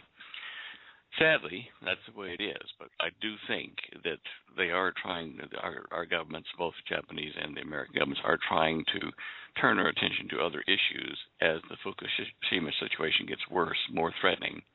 It will not go away, and it's not only going to threaten, and it's not only threatening the United States and Japan. It's going to gradually filter out to the entire planet as winds blow and water circulate in the ocean, and our food source changes and eats particles that are pretty heavy duty and that kind of stuff. Now, in defense of the food industry, I know that they are trying to mitigate this by checking what they can before it comes in to prevent the American public from getting too exposed to that. But that won't stop some of the airborne stuff. It won't stop some of the rainfall that brings some in later. But then, I mean, we've got, in my view, and I was talking to someone connected with the intelligence venue and the Alphabet Agency, who said, look, Fukushima is the most, bar none, the most critical event of not only our lifetime, of modern history. This represents, and not only that, but this process of taking the rods, these radioactive rods, and moving them is pretty much like the way it was explained to me, and maybe you can refine this explanation, but it would be like trying to take cigarettes out of a crumpled pack and taking them out in one by one, without breaking them, without dropping them, without having them fall apart. And if they do, if, for example, one of the rods touches another one just right, or something happens, you could see a massive explosion there. But you've got the Japanese mob. What is it? The Yakuza doing this, actually doing this. Why isn't every government in the world going over there and saying, "Hey, we're going to help"? I mean, it's all of us. I mean, it's on us. What's going on here? Well, as we know, there's a global agenda heading toward a one-world government, and between here and there, it's not a smooth bridge. There are going to be things that go wrong, things that the powers that be will use to their advantage. Now, a lot of our government institutions, or politicians more properly in this country, are influenced strongly by the modern-day corporate criminals, which are kind of an offshoot of what used to be mafia in the old days. They've gone legitimate and joined the other big crooks. But they have reasons to protect their cash flows, and because of the intricate interwoven directorships of all these companies, it's hard to say what products they're trying to push or save or whatever. And these guys have more influence than presidents or prime ministers and that kind of stuff. They're the behind-the-scenes movers that are always there, whether one guy gets elected this term or not or whatever. They're the movers and shakers behind the scenes.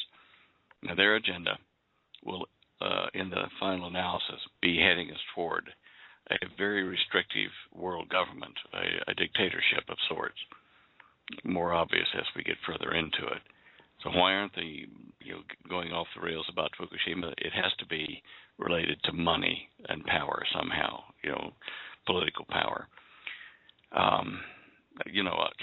We talked about this in the last show with you about the farmers in one area holding a public meeting, which is on the internet, complaining to the company that is in charge of the reactors and stuff, and saying, "Look, what are you going to do about our polluted water, our polluted lands and crops that we can't sell?" And they were basically just slapped down and ignored. It's money again, and where are we going to put millions of Japanese people if they decided they needed to evacuate? Would we absorb them here? Would they go to China? Basically, I worry a great deal for the people of Japan. I think that as this stuff spreads through their community, the sicknesses and cancers that will evolve, and rapidly, will make people want to get in boats and go anywhere but Japan. I just don't have an easy answer for that. What about the West Coast? I mean, if the people who are on the West Coast of the United States, or in that the jet stream that would take the particles, because we know, at least I believe, and I'm not a physicist, and I was really bad in school with physics. Radiation is cumulative, and this soup of radioactive particles that we're talking about, cesium and you can name them all. I don't know, but it's coming to the West Coast, and from Alaska to San Diego. Aren't we looking at a situation where either we move or displace these people? Either that, or we're going to see deformities and cancers and contamination. I mean, I don't want to make it sound like I'm hyping this up, but I don't think it could be hyped up any less. Well, look, the thing I worry about more than anything after the fact here is if the rods over there do ignite, or do melt down and form a Chernobyl-type evaporation up into the atmosphere of these various radioactive isotopes. Because, as you pointed out, the jet stream does bend and twist, and this depends upon a number of factors, including the activity on the sun, which indirectly affects the jet stream. Now, the jet stream bends down in a kind of like a fat nose hanging over a fence, and that the bottom part of the nose hangs down as far sometimes as Texas Panhandle.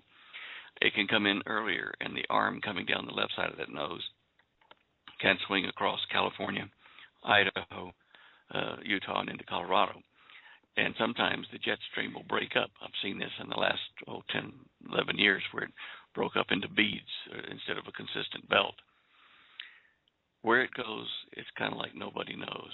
And if we have a meltdown that throws the stuff up in the air, our West Coast, our wheat belt, most of that area will get hit, and some of the area up the Mississippi River. As far as what I'm seeing is an average where the jet stream could drop down and drop goodies on us. It's just such an incredibly complex issue to try to forecast that I would only be giving you an opinion rather than hard data as to where it's going to hit and how bad it's going to be and how bad it is now that we don't even know about. As you, I'm sure, have said already on your show, they're not telling us everything, and either to cover their backside, CYA, or to avoid panic and damage to the buying patterns and of the companies that sell us food and stuff all over the country. Okay. And I don't know how else to do that. Well, with your intelligence, your opinion is much more valuable than our facts are at times. So, well, I appreciate that, but it's not always true. I do make mistakes. If you don't mind, Stan, I'm going to play a short audio clip here, and this is about the same subject, just in a different place here in America, and ask you and what you know about nuclear reactors, situations and conditions here in the U.S. This audio clip I'm going to play is about a nuclear reactor in the U.S. leaking, and this is in South Carolina. One of the largest U.S. plants is leaking and within a contaminated building. Here is the clip, and when we come back, I want to talk about the situation with our nuclear reactors and how vulnerable they are in the U.S.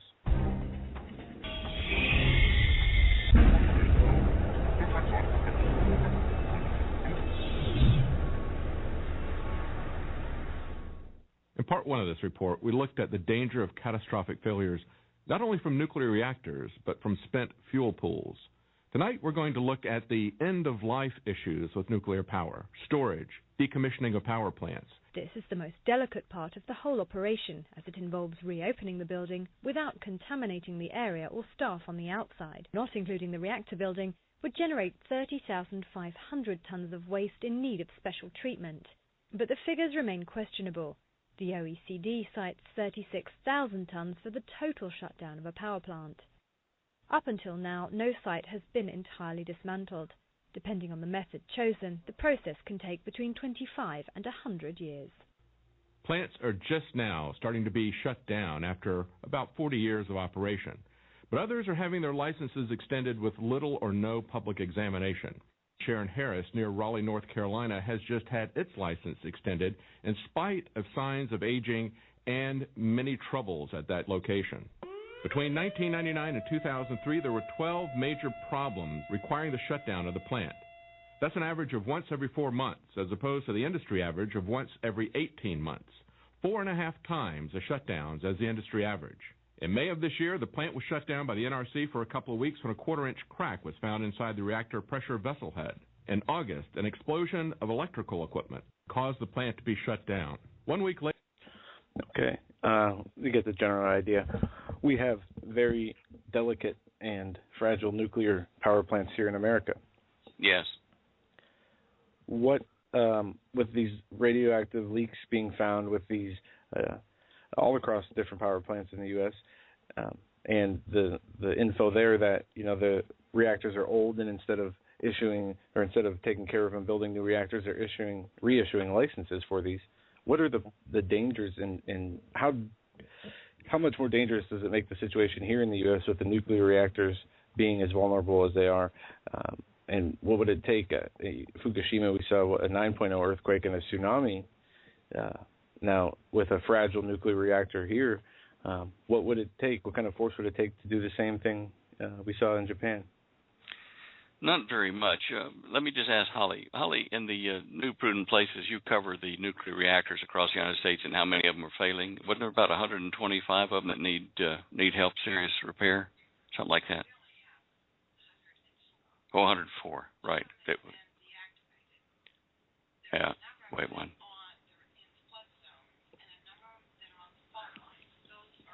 Okay. She says a number of them are in flood zones and in fault lines, which, if any of them go out because of flood or because of the earthquakes, we could have a number of Fukushimas onshore here. Certainly there's one in Southern California that everybody knows about, but there are others dotted across the country. And she has pointed to those and discussed them in the maps, show where they are. And you can look at the prevailing wind maps yourself, and wherever you are, then you know how much at risk you might be for downstream flow of any of these nuclear plants that do go ahead and fail due to natural catastrophes or otherwise. I got a surprise by looking at again Prudent Places USA, the map where we are. We're right in the in line with the fallout from a plant located near us, 35 miles from us. I didn't even realize that. We got room. Is this the one in Ohio? Yeah. Move. Yeah. Well, I'll tell you what. You're looking at the Prudent Places USA. I've got to tell you, maybe we should. I mean, seriously. Before they start shutting the doors and saying you can't move. Exactly. I know. But, wow. Okay. I didn't mean to get you off your subject there, but the aging plants here, and of course the fault lines. Wow. It's what else do we have to worry about? I mean, there's so much. But I wish we had someone that would just take away all the worry, solve all the problems in a nice global government. Wouldn't it be nice? Hey, there's your Hegelian dialectic for you. Only if Sibelius could be president and run the world. You reckon? Okay. Well, yeah. All right. Sorry. Go on. Switching gears. The storm we saw in the Philippines. We saw over 10,000 people that had died from that storm. And my question is, we're seeing a lot of talk, obviously, when these things happen about the global warming, the climate change being, the culprit, man being the culprit. How unusual is it to see that magnitude of a storm in that area? Is this a once-in-a-decade storm, as they would say on the Weather Channel, or I think it's once in a lifetime. Okay. This is huge, and you know what? I don't think that's the biggest that's going to happen in the next 10 years, next 7 years even. And it's not human life that is causing the global warming. It is a contributing factor, but the major thing is the cyclic release of methane gases and the heat delivered to the Earth from the sun and its periodic changes of output. When the sun cools by 0.5% or percent or heats up by that amount, this causes dramatic repercussions in our climate here on Earth and on other planets as well. We're mainly concerned with here, of course, but the study of ice cores at both poles, tell us that we can have a sudden, ice age.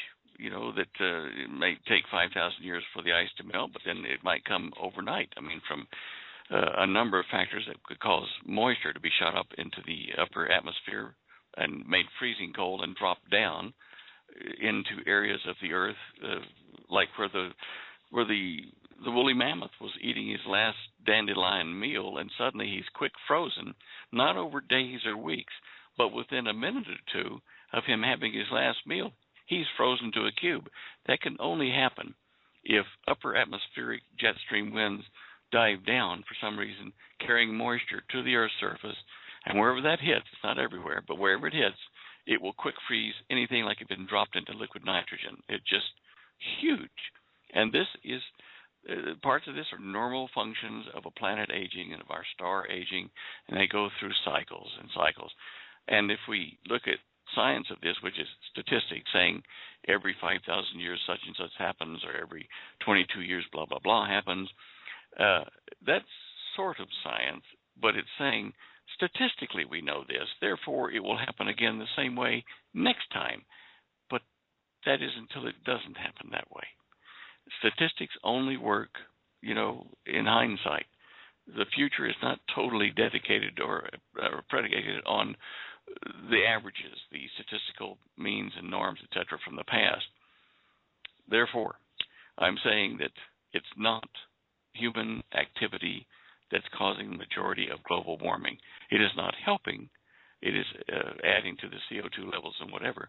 But ice cores have shown us that periodically, over thousands of years, the methane hydrates in the ocean floor, methane trapped in ice flows or ice caps, if that is allowed to release, which it does do occasionally from something, whether it be the sun acting up or whatever, it's certainly not due to cow gas or anything like that. When that happens and the methane is released into the atmosphere, you've got CO2 and you've got methane.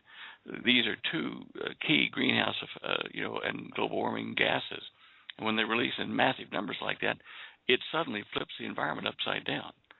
And I'm afraid that that's what we're looking at here very shortly, where we will see extreme cold, extreme heat, extreme wet, extreme dry in various places all over the planet. I mean, look at the Sahara. At one time, it was a flourishing forest. And in Saudi Arabia, the southern part in the empty quarter used to have huge, huge trees. Not anymore. They're deserts. Now, this is because the climate shifted, and rather rapidly. Now, okay. Right. That's where I stand on that at the moment. I just think that most of this is beyond our control. Well, about the typhoon, though, in the Philippines, you made a statement. You said that you think it, the size, massive, the size of the United States, and, of course, winds to 200 miles an hour. But you said you think that there will be more and stronger, I think, is what you indicated. Yes. Is that because of the what you just said about the planet aging and the various other planetary factors, or is there something else going on here? No, I don't think. For instance, I don't think this is due to HAARP activity or any human endeavor purposely trying to control weather. Those things do happen, but they're not at a power level, at an energy level that could bring about these super hurricanes. I mean, if you look at the number of millions of nuclear bombs equivalent energy in a hurricane like just hit the Philippines, I mean, it is enormous. So with the increased heating of our planet from the sun primarily, and we're in a solar sunspot cycle that is adding heat by various coronal mass ejections and flares and things like this that are occurring, and that's just kind of the thin edge of what I think is going to happen. With this input of energy into the Earth, into our ecosystem, as it comes in subtly and heats up our atmosphere suddenly, and with the electromagnetic radiation penetrating through our ionosphere because our magnetic field on Earth is weakening, what we're going to see is massive extremes of energy being absorbed by the planet and redistributed in various ways throughout the planet. And this redistribution will come in the form of a number of things.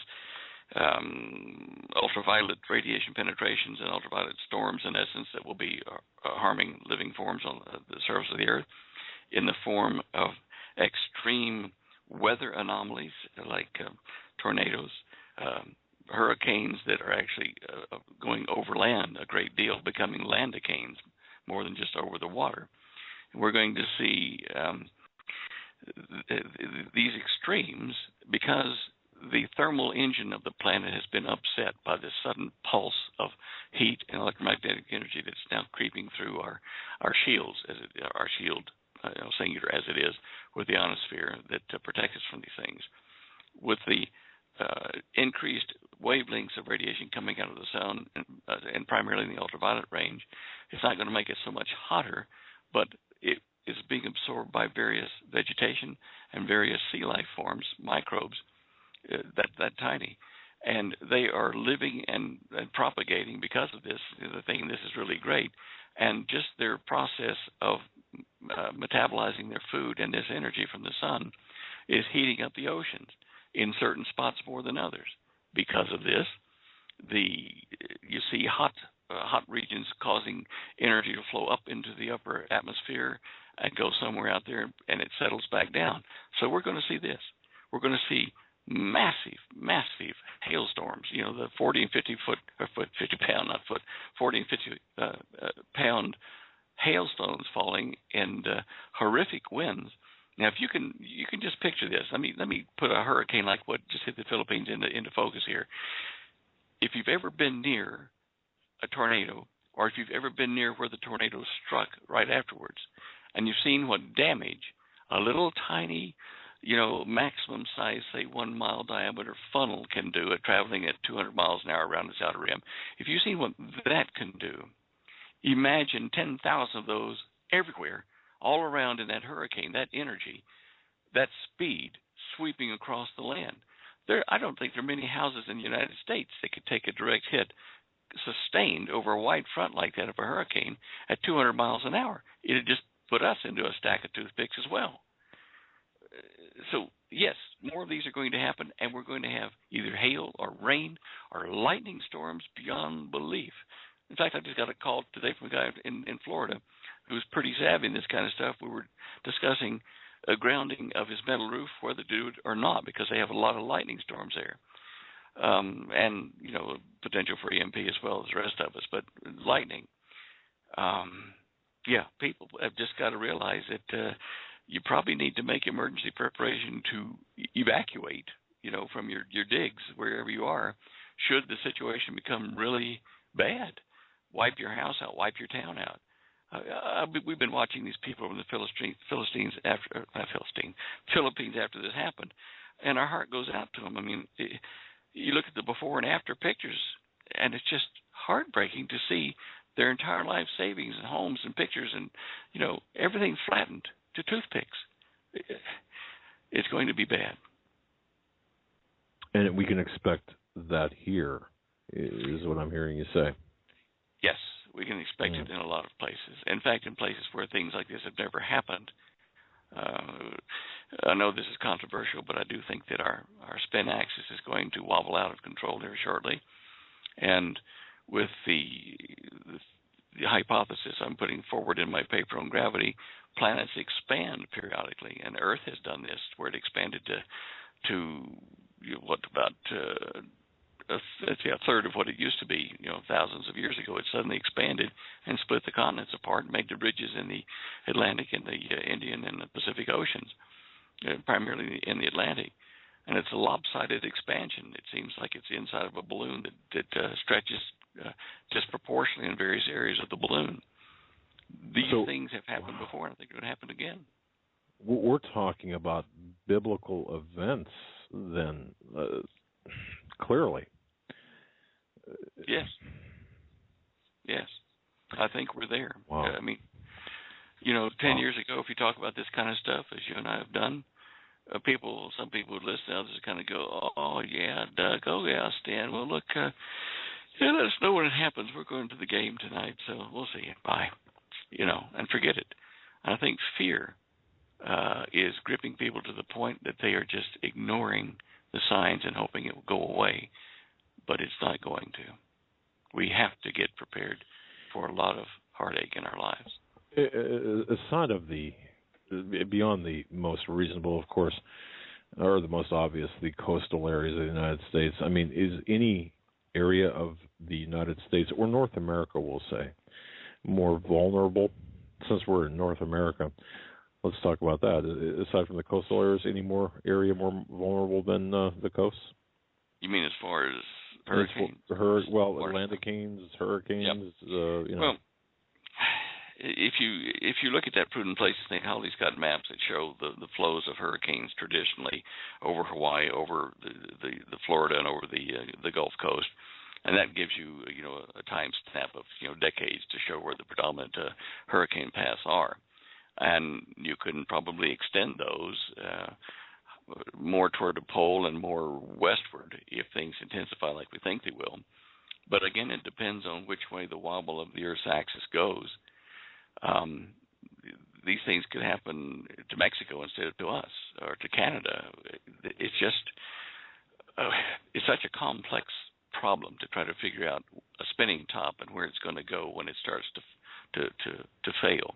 Any advance notice? I just got an email about that, Stan. Any advance notice about, like, if we do go into that wobble, as you stated theory, is it going to be?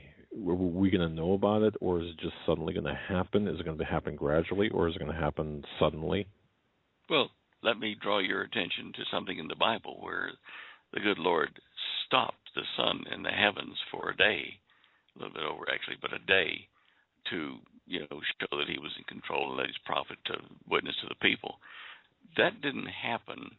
That the sun didn't move. It was the earth that over Israel, in that point where it was happening, that spot on the surface of the earth spun around in a manner that wasn't a normal spin, and it spun around that point, and so that daylight and the sun hence stayed in the same place for that period of time as the earth spun around that new temporary pole.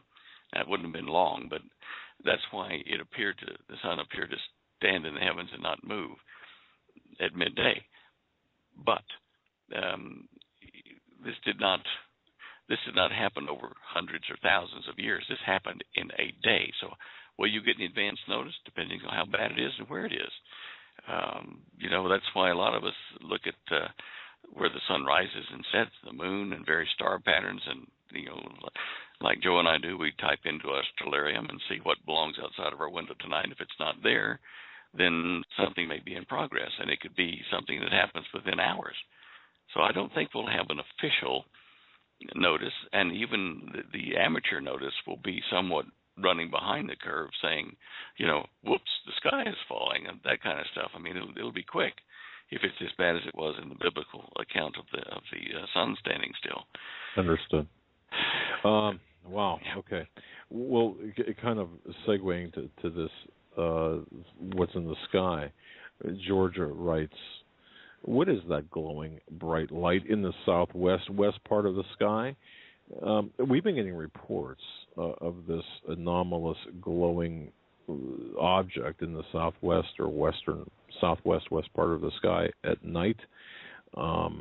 I've never seen it. Of course, I don't look up. I live in my mother's basement.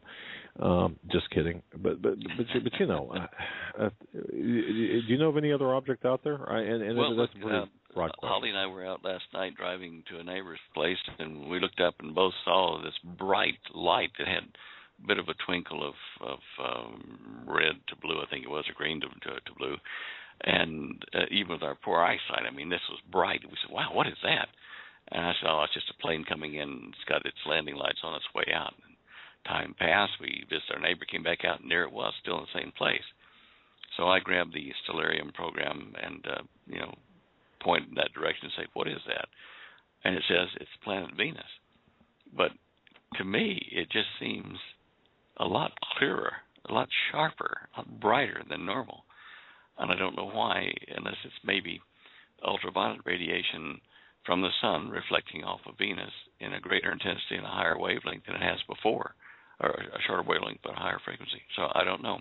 Interesting. But that's what I've been seeing, and I haven't been seeing glowing orange objects. It's been Venus, and it'd certainly be nice if people listening to your show do have the ability to get stellarium or to actually tell us where the object is that they're seeing. If they can, I said this before, if they can just get a compass out and say to us, well, looking at my compass, that thing is at a bearing of, 195 degrees or 200 degrees off true north, and if I raise my arm up and point at it, my arm makes an angle to the ground of about 45 degrees or about 30 degrees, something like that, kind of an estimate. Right. And that is at this time, this date, and this location, whatever town they're near, so I can plug that in. Then we have a better chance of saying, wow, that doesn't belong there. But sadly, whatever I've been able to see here in the last couple of days did belong there. So, Joe, have you got any input on that? Well, I'm glad that you looked into it and shared what you did just about Stellarium. And that's a free application you can download on your computer that will show you the position of the stars, and you can go back in time for thousands of years or ahead in time. Also, a lot of mobile phones, smartphones have applications where you can do the same. But I have not seen it, as it has been cloudy here for the last 3 years or 3 weeks.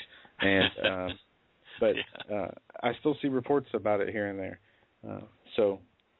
I appreciate you looking into it. This got me by surprise looking at it because, like you, I tend to look up and see what's up there at night. And it was bright. It was very bright. It had me puzzled, and I knew to look for Venus in that area, but I thought, wow, that's brighter than normal. And I don't know. Yeah.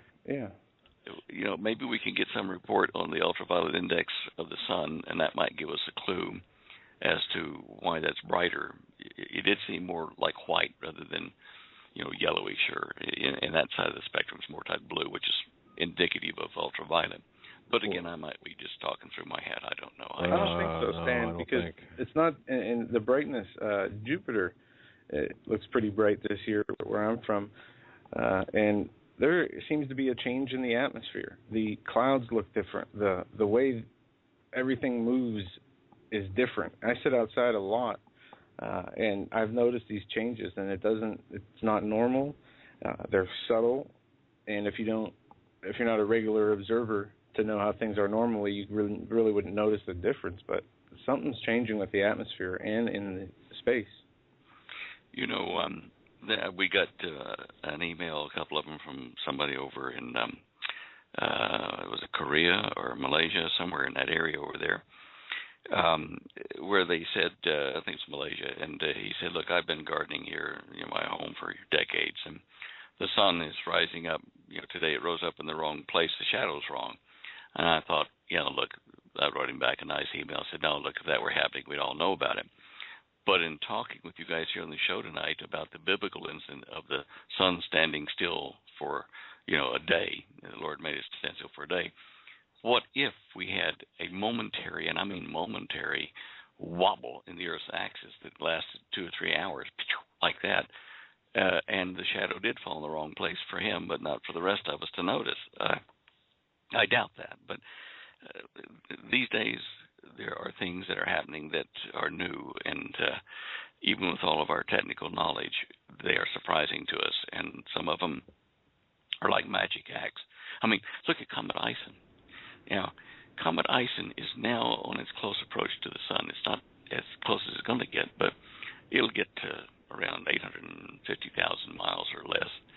And already we're seeing today pictures of it, which are on your website, of 6 trails of particles splitting off from Ison as it gets closer to the sun. Now, normally you would see 2 trails, a blue and a kind of a amber, yellowish type trail. One's dust, one's ionized particles, and they're not in the same direction entirely. One splits off more often than the other. But this is 6, which indicates, as some astronomers have been telling us is going to happen, that Ison may be breaking up. Now, it is not part of a group of comets that normally sun graze. There's one particular group. It starts with a G. I can't remember it's a short name, but it's the name of a large comet, we think, eons ago, that broke up as it passed the sun and broke up into a number of smaller comets. And so we're seeing those fragments now. Like I say in the picture I put on your website, that are members of that group, but Ison is not a member of that group that all follow that same path. And, you've got Lovejoy there and Enki and Linear. Linear, by the way, looks like it's having a bad day. It's just blowing stuff everywhere all around it. Its trail is not uniform. It's like exploding. It's just throwing off gases everywhere. But anyway, Ison is going to do something pretty weird as it gets behind the sun, if it ever makes it behind it. Watch when that day happens. In December, this will happen. As the comet goes behind the sun, just as it's approaching that near point, I'm expecting to see some massive solar flares and coronal mass ejections, which may not be Earth directed, but they're going to be very impressive, showing a link charge-wise between the comet Ison and the Sun. And I think comet Ison will do as they're predicting. The astronomers, especially in Spain, are predicting that it will break apart into a number of smaller pieces. Now, the force with which it breaks apart is going to put these pieces on different trajectories as it comes out from behind the Sun. They will scatter out kind of like a shotgun. And then the solar wind pressures, electromagnetic radiation pressures on the particles of the comet Ison may blow it into orbits that are going to be closer to Earth than we originally thought Ison was. I don't think they will be Earth directed, like, impacting us, but I do think that they will spread a debris trail of smaller meteors and particles that will give us an impressive show for most of January. Anyway, I did want to make that point and point that out, that Ison is definitely in the news and starting to interact with the Sun rather violently. And it's anybody's guess whether it's just going to survive this or not, and whether the debris trail that it leaves is going to affect us in January, which it could do, because we'll be passing through a number of places, but they're older debris. When it passed Mars, we'll be passing through some of that. So the new debris, it's anybody's guess, but I don't think it'll be a direct hit on us. Yeah, I've looked at some of the models and looked at the distance it passed from Mars and what it's supposed to, how close it's supposed to come to Earth, and I'm obviously not a scientist and have little knowledge on it, but I would say that I don't think it's going to affect Earth in that way. There are other things that are flying through space that could affect Earth before Ison even makes its pass around the Sun from the increase in activity we're still seeing in the sky. But switching gears here real quick, Stan, I wanted to ask you this today. I see, and I don't know if I mentioned this to you before, a lot of earthquakes this year I've noticed have a certain depth to them, the same depth. And I did a search since January 1st, and 6.2 miles or 10 kilometers, 4.0 and above, there have been 1,226 earthquakes at 6.2 miles deep or 10 kilometers deep above 4.0 magnitude, all across the world. I don't know if there's any other number or depth that would have that many earthquakes in a year.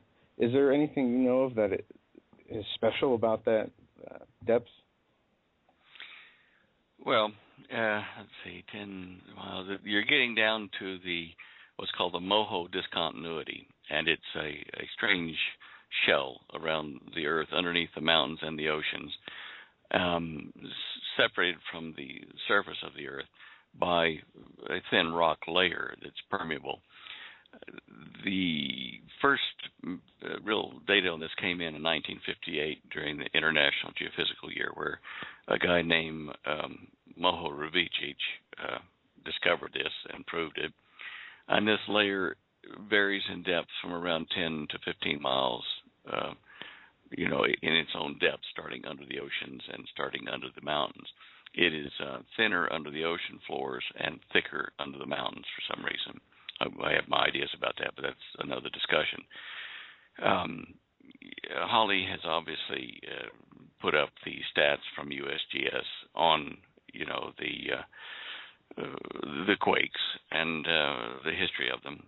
And, we've talked to the engineers and the seismologists over there at USGS over the years, trying to ask them, how you determine whether it's the number of instruments, the sensitivity of the instruments, et cetera, that changes the earthquake count for any particular category. And in the past, up until about 15 years ago or so, a Richter 5 earthquake measured that way by USGS could be picked up by USGS on the other side of the planet here in the United States. It could go that far and get an accurate read on it. Earthquakes below that value, USGS will tell you our equipment just could not tell accurately where they were and how deep they were. It depended on the European source, or Australian, New Zealand sources to filter that information back to them later. So it's equipment limitation, rather in the than lower earthquake regions, yeah. Right, like values, yeah. All right, and that makes sense because I've got a question here that is pretty close to what Joe just asked. This from Doug C. He writes, I noticed that on the Intellicast earthquake map that there is usually a whole bunch of earthquakes in Alaska and California, but relatively few in Japan. And he writes, yet I thought there might typically be a whole bunch of earthquakes in Japan like in Alaska and California. So the question is this, is Intellicast under-reporting earthquakes in Japan, or do they really typically have less than, we'll say, Alaska and California? Well, typically, probably the answer would be that yes. And the reason is this. Each earthquake zone or region that you try to gather data on has its own unique set of geophysical circumstances. Now, around the Ring of Fire of the Pacific, they've mapped this, as carefully as they could over the last 2 or 3 decades, trying to figure out when pressures were building up. Now, when an area around the Ring of Fire does not have a bunch of small quakes, only big ones occasionally, like every 50, 60 years or whatever, that area is one that has got a kind of a catch between the two plates moving. They hang, and pressure builds up until they get enough energy to pop loose like that. Now, Japan is a perfect example. The Fukushima quake was a 9-point some odd, and they didn't have a lot of little quakes, and the pressure built up and built up and built up. And so when it released, it was making up for lost time.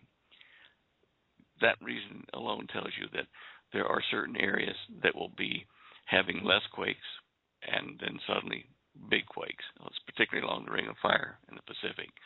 And that's the way I'd answer that question, I think. It's not underreporting. Okay. It's just all right. the way, the type of buildup. Gotcha.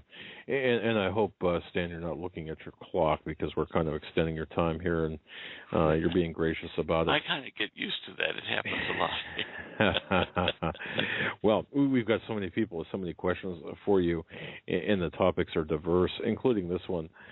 This came in earlier from Barbara, and thank you, Barbara, a great listener. She writes, she's concerned about... And her question's good here. Reports are coming from all over the past few weeks of excessive chemical spraying, chemtrails, multiple jets spraying to block the sun.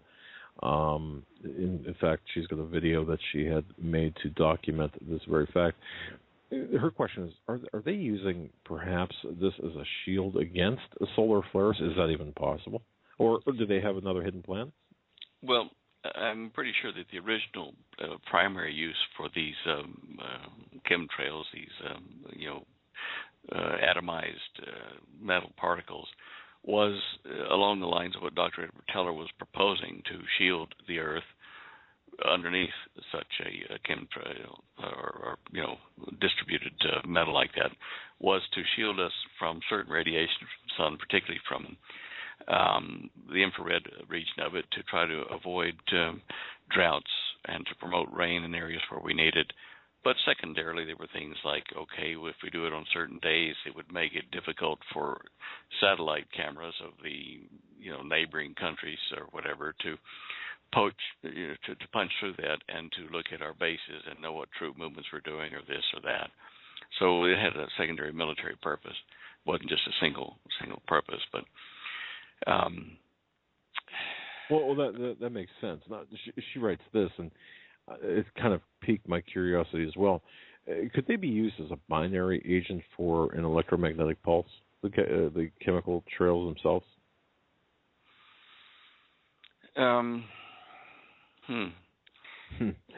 It depends on how she's meaning binary. Is she talking about like a chemical reaction set off, or is she talking about the binary form of the metal ions being used to propagate the EMP further? Not sure. She doesn't expand upon that. I'm not even sure how to read further. Well, I would think question. if what she's saying is correct, an altitude of 200 miles seems to be the optimum choice for doing an EMP out of a nuclear blast. And the clouds we're seeing are a lot lower than 200 miles. There'd be, 5 to 7 mile height above surface on average. So certainly, if it were metal particles just before an EMP pulse was generated by a nuclear device above them, that could propagate the EMP wave a lot further than normal. But that means you'd have to always be prepared, because you wouldn't know exactly when it's coming from the sun or from some enemy country trying to do it. There are other factors about the chemtrails, the ionized or metal particles that are up there, fine particles, that need to be considered. And certainly the electromagnetic shielding is one. The propagation is another. I think a fellow wrote me about that same question here just before we went on air. And there could be other things that it could be used for by our side and by potential enemies.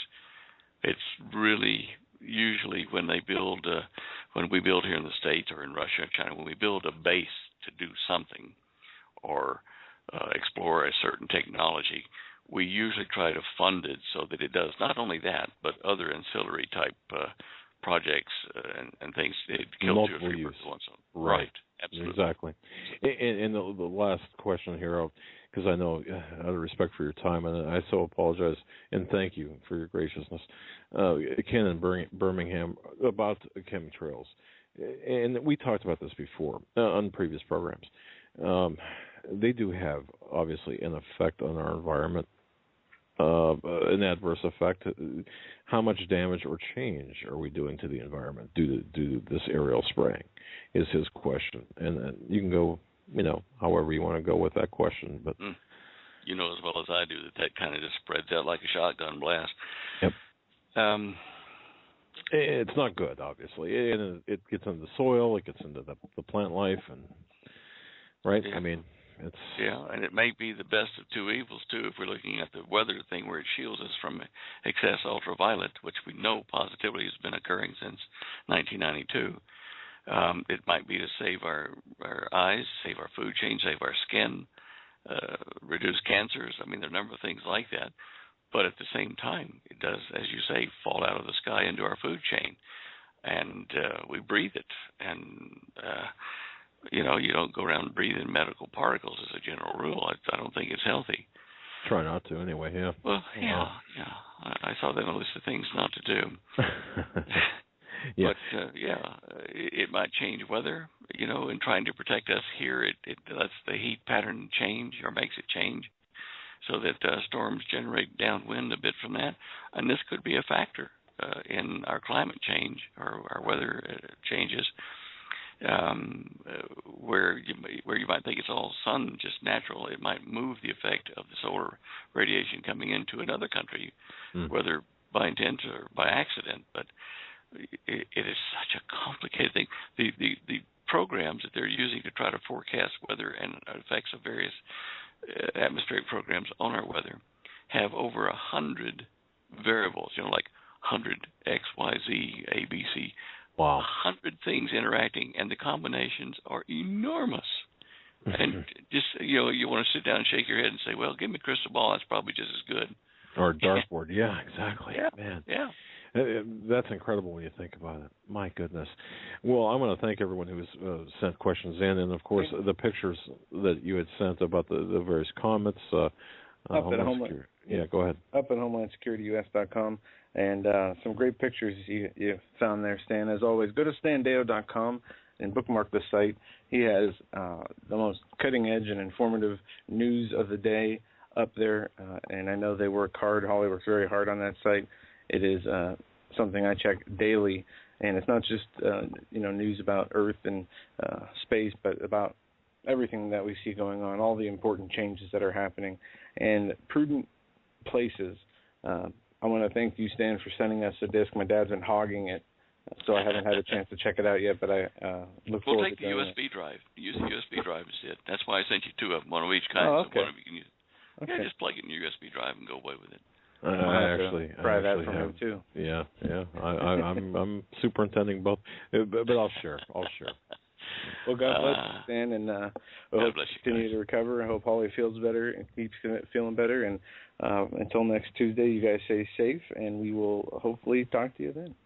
Thank you, guys. Appreciate it. Have a good evening now. Lord bless you. God bless you. Wow.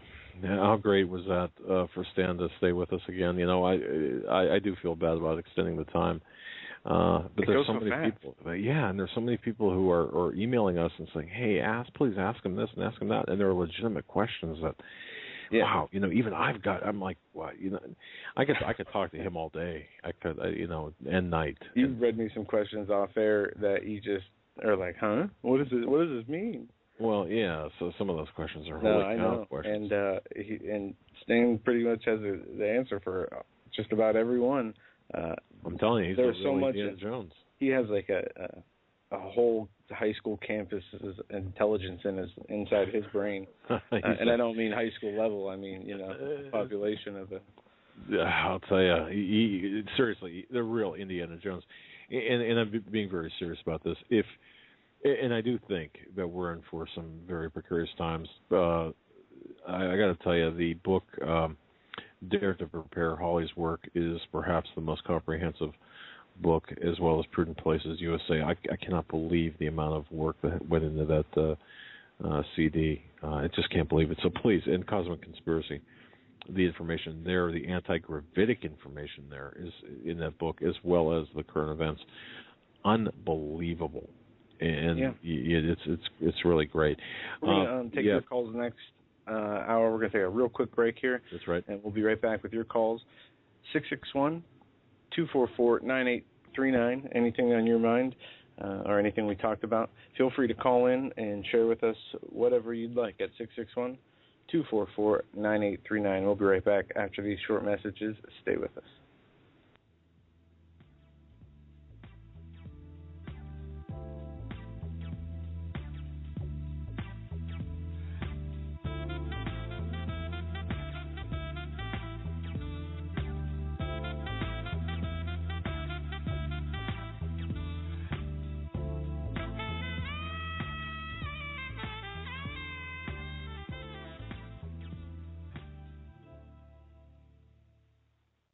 All right, folks, AmericanSurvivalWholesale.com. That's AmericanSurvivalWholesale.com. You know the drill. The world is not getting any safer. We're not getting any closer to our port of comfort. And you just heard Stan Deo talk about what's coming. And, folks, look, we can mitigate the damages to us, the dangers that we face. We can be a little bit prepared, a lot prepared. We can do certain things. Look, I realize that we're not going to be ready for everything that comes down the pike. But I'll tell you something. It just takes a little bit of your time, a little bit of your efforts, a little bit of your attention. Go to AmericanSurvivalWholesale.com. That's AmericanSurvivalWholesale.com. Check out their store, their new products, and look at the different items and start making a list. If you've got Dare to Prepare, you can use the book because there are enough charts and lists in the book for you to really get a good handle on where you're at prep-wise. But go to American Survival Wholesale, Dare to Prepare in hand, and you will certainly find it to be a good marriage, and also a way to keep track of what you need. Now, of course, we're all on a budget here. I know I am. Joe is. We all are. So, I have a money tree. But American Survival Wholesale, I was looking through a pack, I think it was the Hagmann emergency kit. Yep. And there is so much good and useful supplies in there. Emergency blankets, the emergency water. There's goggles, like a little face mask, a small face mask. You have just so much that's inside of that case.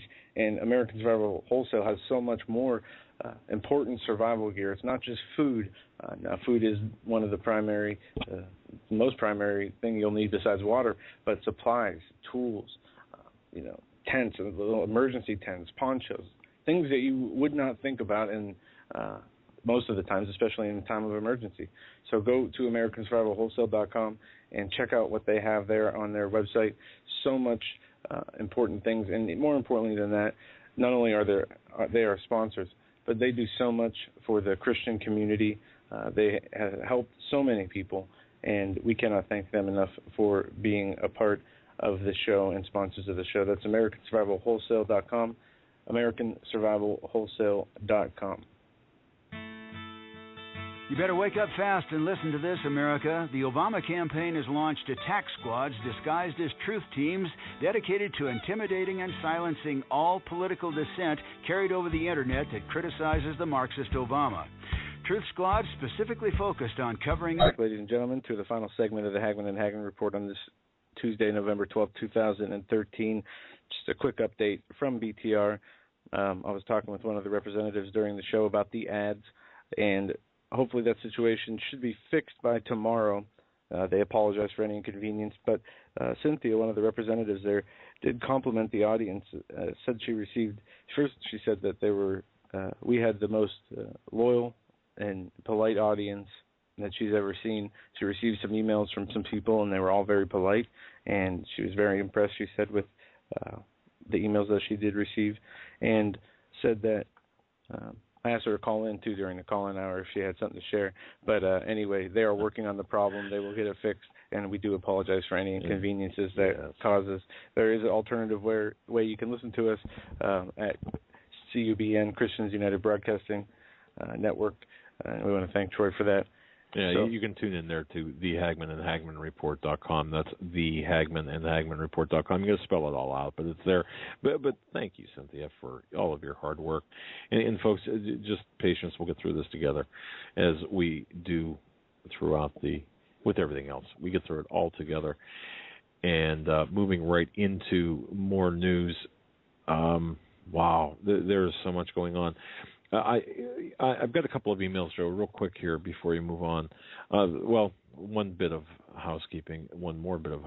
On Friday and Saturday, we're going to be in Canton, Ohio, with Russ Dizdar at the Satanic and Occult Conference there in Canton, Ohio. If you're around, if you're close by there, do register and attend. Yeah, we'll be spectators, so yes, you can absolutely. be spectators with us. Hang out, and we'll buy a cup of coffee. But that's going to be interesting, to say the least. The other thing too, I received an email here, and I just want to thank Shiva for this email. Number one, has there been any limousine activity or any kind of black op activity at the Denver airport? There, we know what's underground there at Denver Airport. If you haven't been to Denver Airport, if you don't know what's there, folks, you know that there's a huge underground facility there. And, of course, that will be the Mile High City. And, of course, biblically, where do the leaders of the nation go but the highest point? Mile High City. No. To answer that question, I have asked that specific question of my contacts if they've noticed any type of bugging out, for example, out of New York and out of D.C., especially on the eve of GridX. No, I have not seen any of that.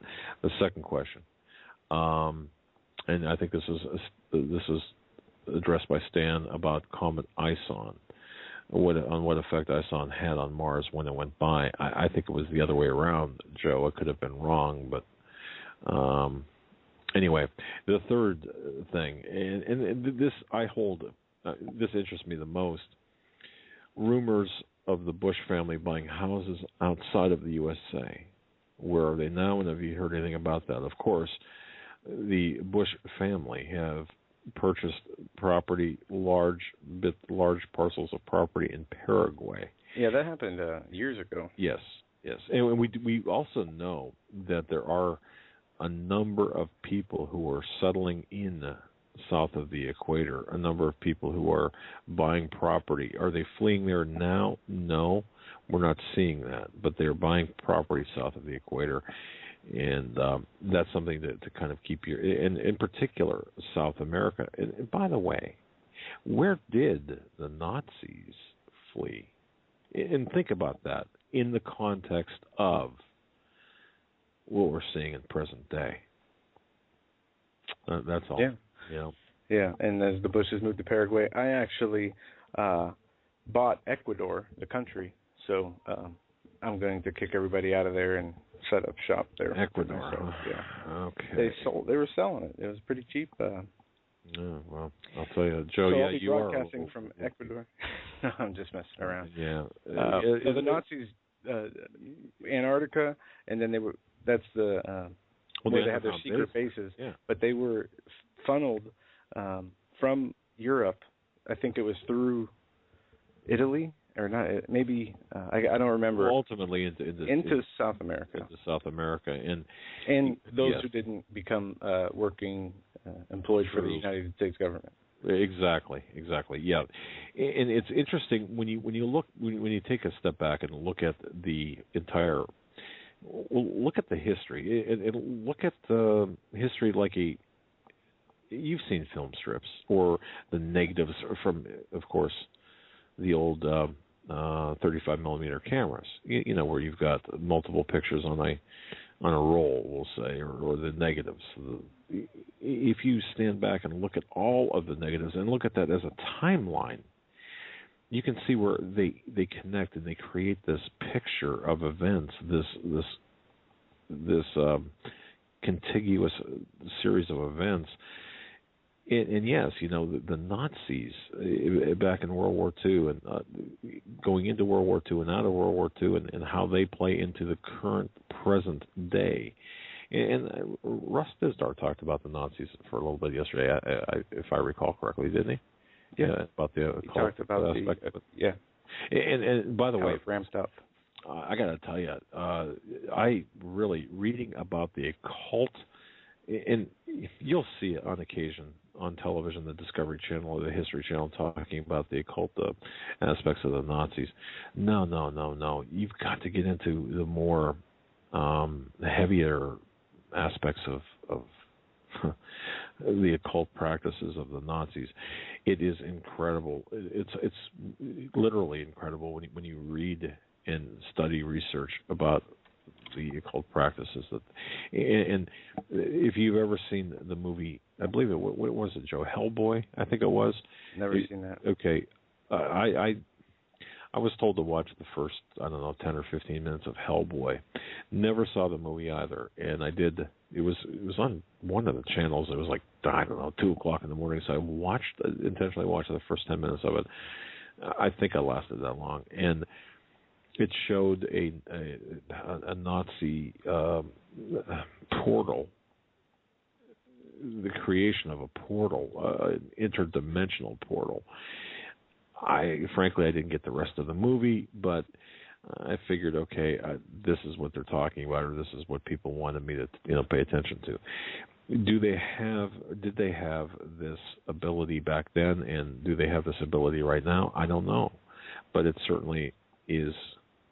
You talk, Steve Quayle talks about this. Paul McGuire talks about this. Others talk about this. Tom Horn and Chris Putnam. All of these people with degrees and with research, and this is not something out of some bad dream or pizza dream or fantasy. This is real life. So when Stan talks about the weather in hailstones, 40-pound hailstones, by the way, that'll leave a mark. But we're not getting any of this. No one's talking about this no one. Yeah, I suppose what really bothers me the most, and my heart hurts for the people who won't be spiritually or mentally prepared for these changes when they do happen. Can you imagine not knowing, not being prepared for this? Wow. So thank you for listening, and thank you for plugging into people like Tom Horn and Steve and Stan Deo, and I want to thank them too, because we're about to see I believe we're about to see some things that we've only, the products of our dreams and nightmares, I suspect. And we need to be prepared for this mentally, physically, spiritually, and practically. To the best of our ability. All right. Absolutely. We're going to go to the phones. 661-244-9839 is the number if you want to call in. We're going to go to 480 first. You're live on the Hagmann and Hagmann Report. What is on your mind tonight? Yeah, can you guys hear me? We can. Are you walking in the snow? It sounds like you were walking in the snow there. Go ahead. Hey, I really wanted to thank you guys for kind of really ministering to me. A few weeks back, I'm Randy. I called about, I worked in car sales, and I was just absolutely distraught. And I've been blessed with another job. I was able to get out of the car business, and I'm just a lot happier. And you guys said, to call in and give you an update. I really appreciate your prayers. And we've been praying for you. So glad you called back. Yeah, and we've had others praying for you as well. In fact, Randy, the author of a book called Overcoming the War on Christians, you can download that off of HomelandSecurityUS.com. There's some good inspirational information in that book. The author wanted me to make sure that if we spoke to you to make sure that you can download that book for free. And that goes for everybody, but you especially. There's some inspirational things in that book. Now, I got a question for you, Randy. Have you been successful in selling any cars? Well, when I was in the car business... Okay, I'm sorry. I missed that part. Yeah. My dad's waving his arms in the air. I was able to get out. Yeah, I was able to get out of the car business, and I just... I tried it for a while. It got me out of a hole, and it's just the long hours, and, you're as good as your last sale, and... Yeah, and I apologize for not paying attention there, but I'm glad to hear that you're in a better state of mind than the last time you called. We had some people worried about you. I got a few emails asking if we knew how to contact you, and people were praying for you. Well, I really appreciate that. Yeah, you guys have got my number. If people want to call me, if they say, hey, we heard you on the Hagmann. I welcome those calls, not a problem. You're free to, if people ask and they want to contact me, but I just really appreciate it, and you guys have been a blessing, and I'm a little concerned about this whole GridX thing right now. I'm not sure what to think right now. Well, neither are we, but there's an old saying that my grandma used to constantly repeat, and many others do. Prepare for the worst and hope for the best. At this point, it's out of our control, really. Right. You know what, though, Randy? I don't. Look, I could be, like I said, I could be dead wrong with this. On par with other drills. I don't see this creating. I don't see this going live, shall we say. Now, again, I could be totally wrong. My gut feel agrees with you. However, the analytical, pragmatic side of me, I literally went and bought 55-gallon, used soda drums, plastic Teflon drums from Craigslist. And I'm in the process of filling a few of those with water. Well, and that's good. You can always dump the water out or drink it. Yeah, and if the power goes out, that doesn't mean other things can't happen. We're watching one thing. This is when they usually like to do something else. Yeah, so, and just, I've been talking to my pastor. I let him know about this, and he doesn't feel that, he just said flat out, with the president's approval rating being so low right now, and if they pull this off, it would be disastrous for him. However, I countered with, but when governments are trapped in a corner, that's usually when they lash out with something. That I agree with. But once again, I go back to the statement that was given to me is expect the unexpected, This is a time you'll never see. What's coming, we'll probably never expect. We'll never see it coming. We'll never expect it. And that's both reassuring and disturbing at the same time. Because we know something's coming. Yeah. Yeah. But we just don't know what or when or whatever. But I'll tell you this. Assuming that there's, and I do, like I said, I do believe that we're going to have power, without a problem. But if something else happens, we'll be here to guide everyone through as best we can. We'll be there for you, And but let me just go back and say this, Randy. I'm glad you were able to find something outside of the industry that was eating you up inside. I'm glad that you were able to get out of that. Man, praise God, and I'm. Yeah, and that really, I really appreciate that. I mean, I had no idea other people were. Wow, when you told me wow, people were praying for me. Wow, that's pretty cool. I appreciate that. Well, anytime, my friend. Look, you just have a great rest of the night, great wherever you might be. Let's you just keep in touch with us and let us allow us to keep tabs on you. Keep checking in. Absolutely, and yeah, it was a great show, and I appreciate all your guests, and keep up the good work, and you guys have really been a blessing. Well, thank you. And you're been a blessing too. I always love to hear, especially after hearing the last time you called in when you were not having such a good time of things, and to hear you now, it is a blessing to hear that recovery. And absolutely. You take care, and like my dad said, stay in touch. Yeah. Thanks, Randy. Yeah. God bless. All right, guys. God bless. Bye-bye. You know what, Joe? To just say this real quick. When I think of people in the sales business, I think of the movie Glengarry Glen Ross, if you've ever seen that movie. If you've never seen it, wow. That's all. If you... I think it was back in the 90s. I'm not sure. Glengarry Glen Ross. It's just an interesting movie, and I'm not advocating watching it. I'm just saying it. That's kind of where it made me feel when he was talking. But I'm glad, Randy, we heard from Randy. So those folks who have emailed us, there you go. And we have I think an international caller. I was trying to figure this out. It's got more numbers than it should. Country code? Possibly. First two? 50. 50 country code. Could be the Philippines.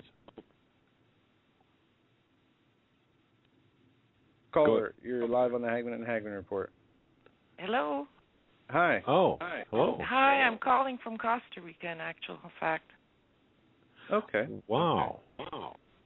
Yeah, there were two things I wanted to say. The first one is I'm a Canadian, and I live in Costa Rica.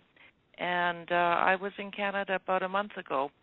And just prior to embarking on the plane, over the entranceway, there was a big sign, and I was quite disturbed by it because the sign said, "This is the future of your data," and it showed a large right thumb with a barcode, a square barcode over it.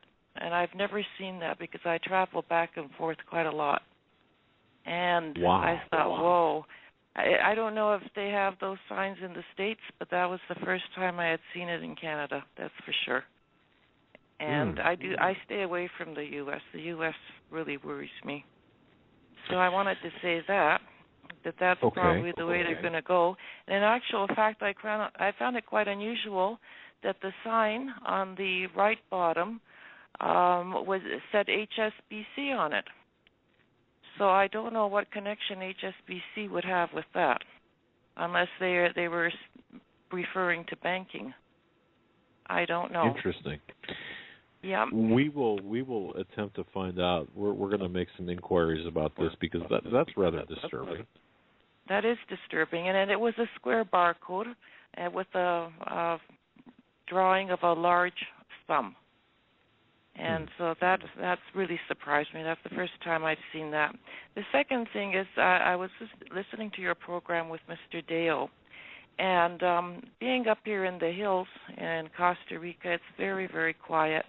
And about 2 years ago, I had an interesting experience with the sun. And in actual fact, I've taken many, many photographs of it.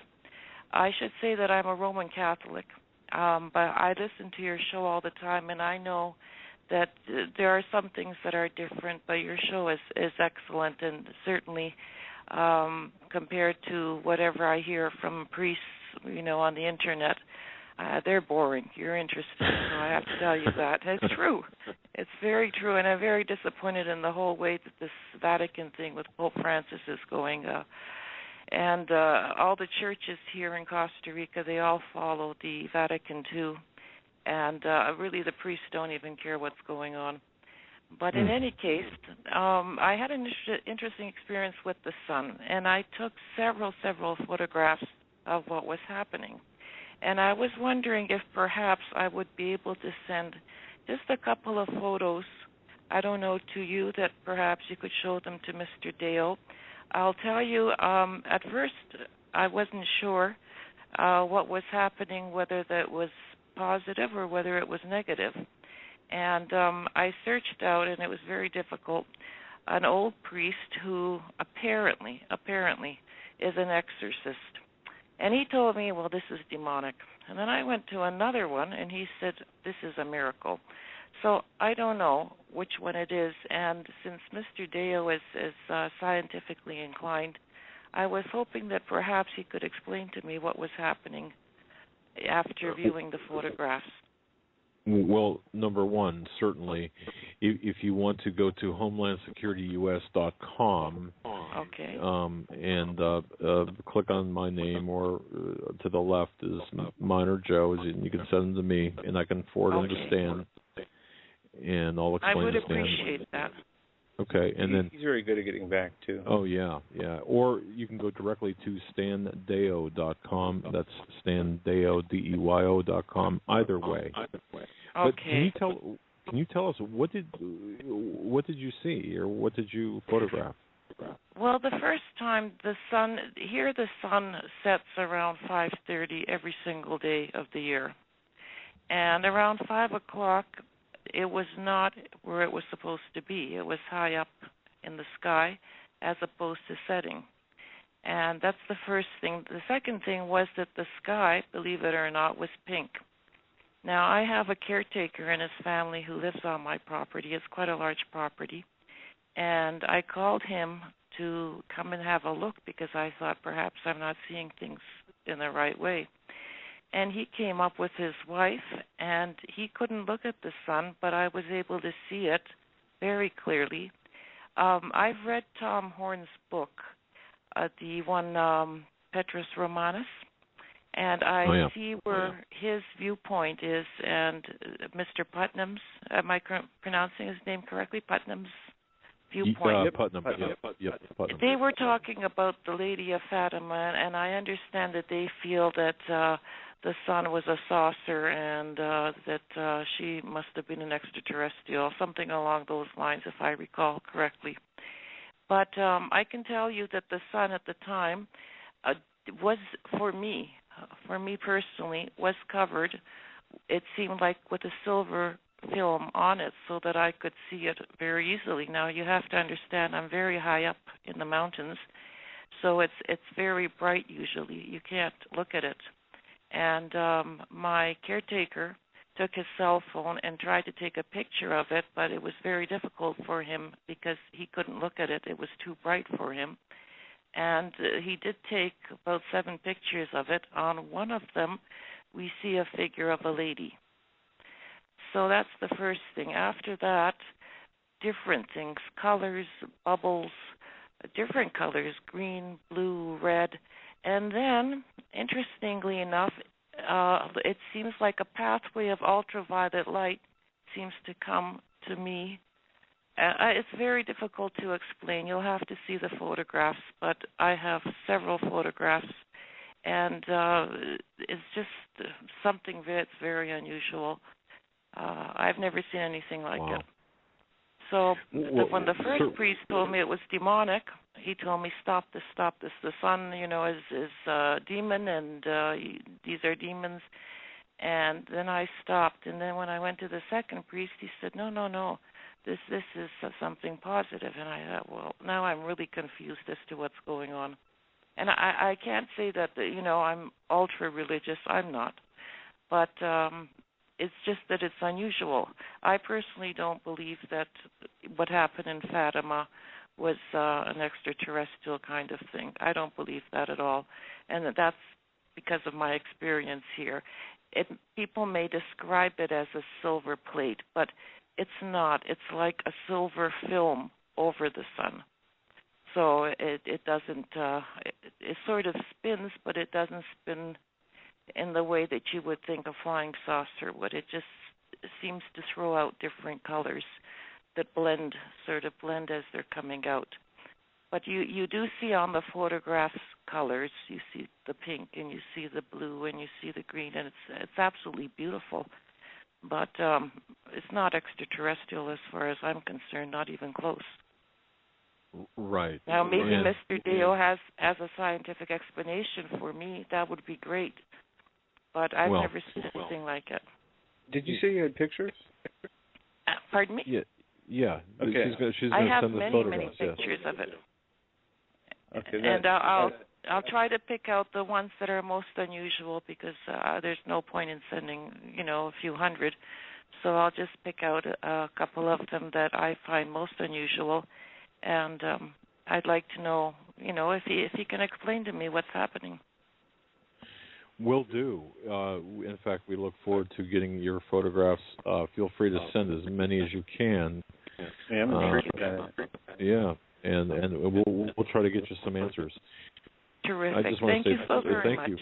Thank you for your listening. kindness. And I must tell you, like everybody else does, that your show is really first class. And what strikes me is the humility that you both have. You're very humble and very respectful, and I think that makes the whole difference. I think people just feel extremely comfortable speaking to you and listening to you. So keep it going. Okay. Thank you so very much, and God bless. God bless you too. Bye-bye then. Bye-bye. Joe, and ladies and gentlemen, the reference to the demonic in the Illuminati and the Freemasonry and satanic symbolism, the Eye of Horus. Horus is the son of Isis and Osiris, and this is what they believe. The god whose attributes appeal strongly to the Egyptians from all across Egypt, actually. But the sun god, and we see the sun god, the all-seeing eye, even represented in various. Well, you look at the dollar bill. Look at the CBS logo. I mean, there's many areas of symbolism that you could point out, but this, there are things happening that we have to look at with an open mind. I think if we limit ourselves, and I'm not talking about crazy conspiracy stuff, I'm talking about, once again, the beliefs rooted in antiquity that people still adhere to, and they use these belief systems to propel an agenda that is anti-people, anti-God. And it doesn't matter what we believe. The Illuminati, they're sun worshippers.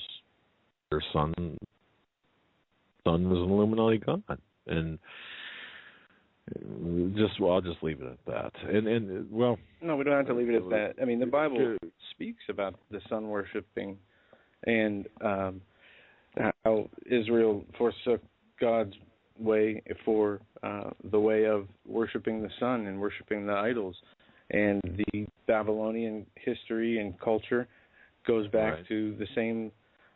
This is the mystery religions. This is the Freemasons, the secret societies.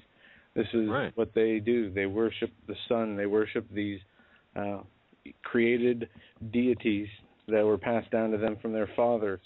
And the Bible, look at the zodiac too, because the sun is the this is the center, the supposedly the center of the zodiac.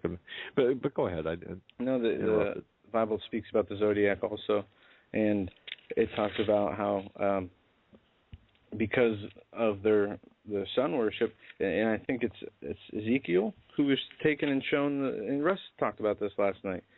Who was taken and shown, they said, the Lord said, look to the north and see what abominations they do to the north. And after that, he said, look to the east and see what worse abominations they do to the east. And he started talking about the sun worship.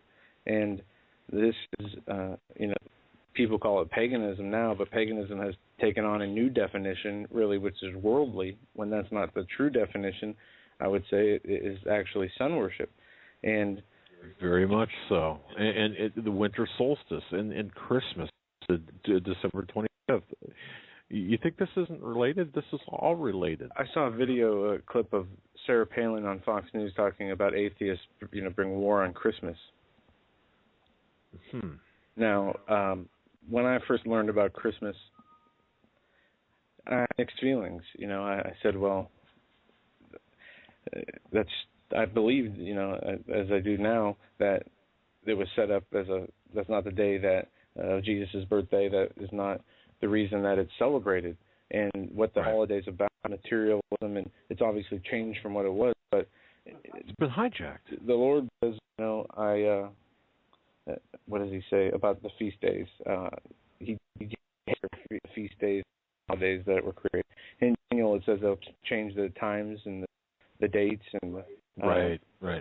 So everything is convoluted. Easter goes back to Babylon and was it Ishtar, I think? I don't know if you mentioned that.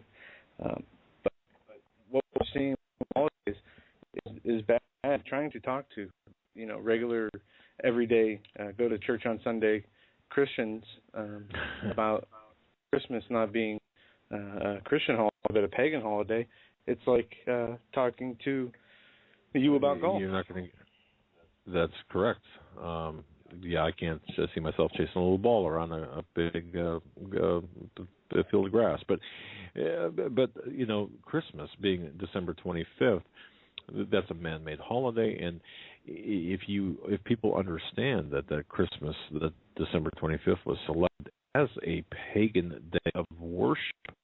The actual day of Christ's birth was hijacked, and I firmly believe, ladies and gentlemen, and folks, you can do your own research on this if you really study the astronomical charts and read the Bible and match up the Bible with the astronomical charts. That I believe that there's a good argument to make that Christ's birthday was somewhere actually on September 11th. We'll say 3 or 2 BC, or forgive me, I think it's 3 BC. And having said that, what significance now does that have to you? If that would be the case, just humor me for a moment. Let's say Christ's birth was, in fact, it could be proven to be September 11th, 3 BC. What's significant now?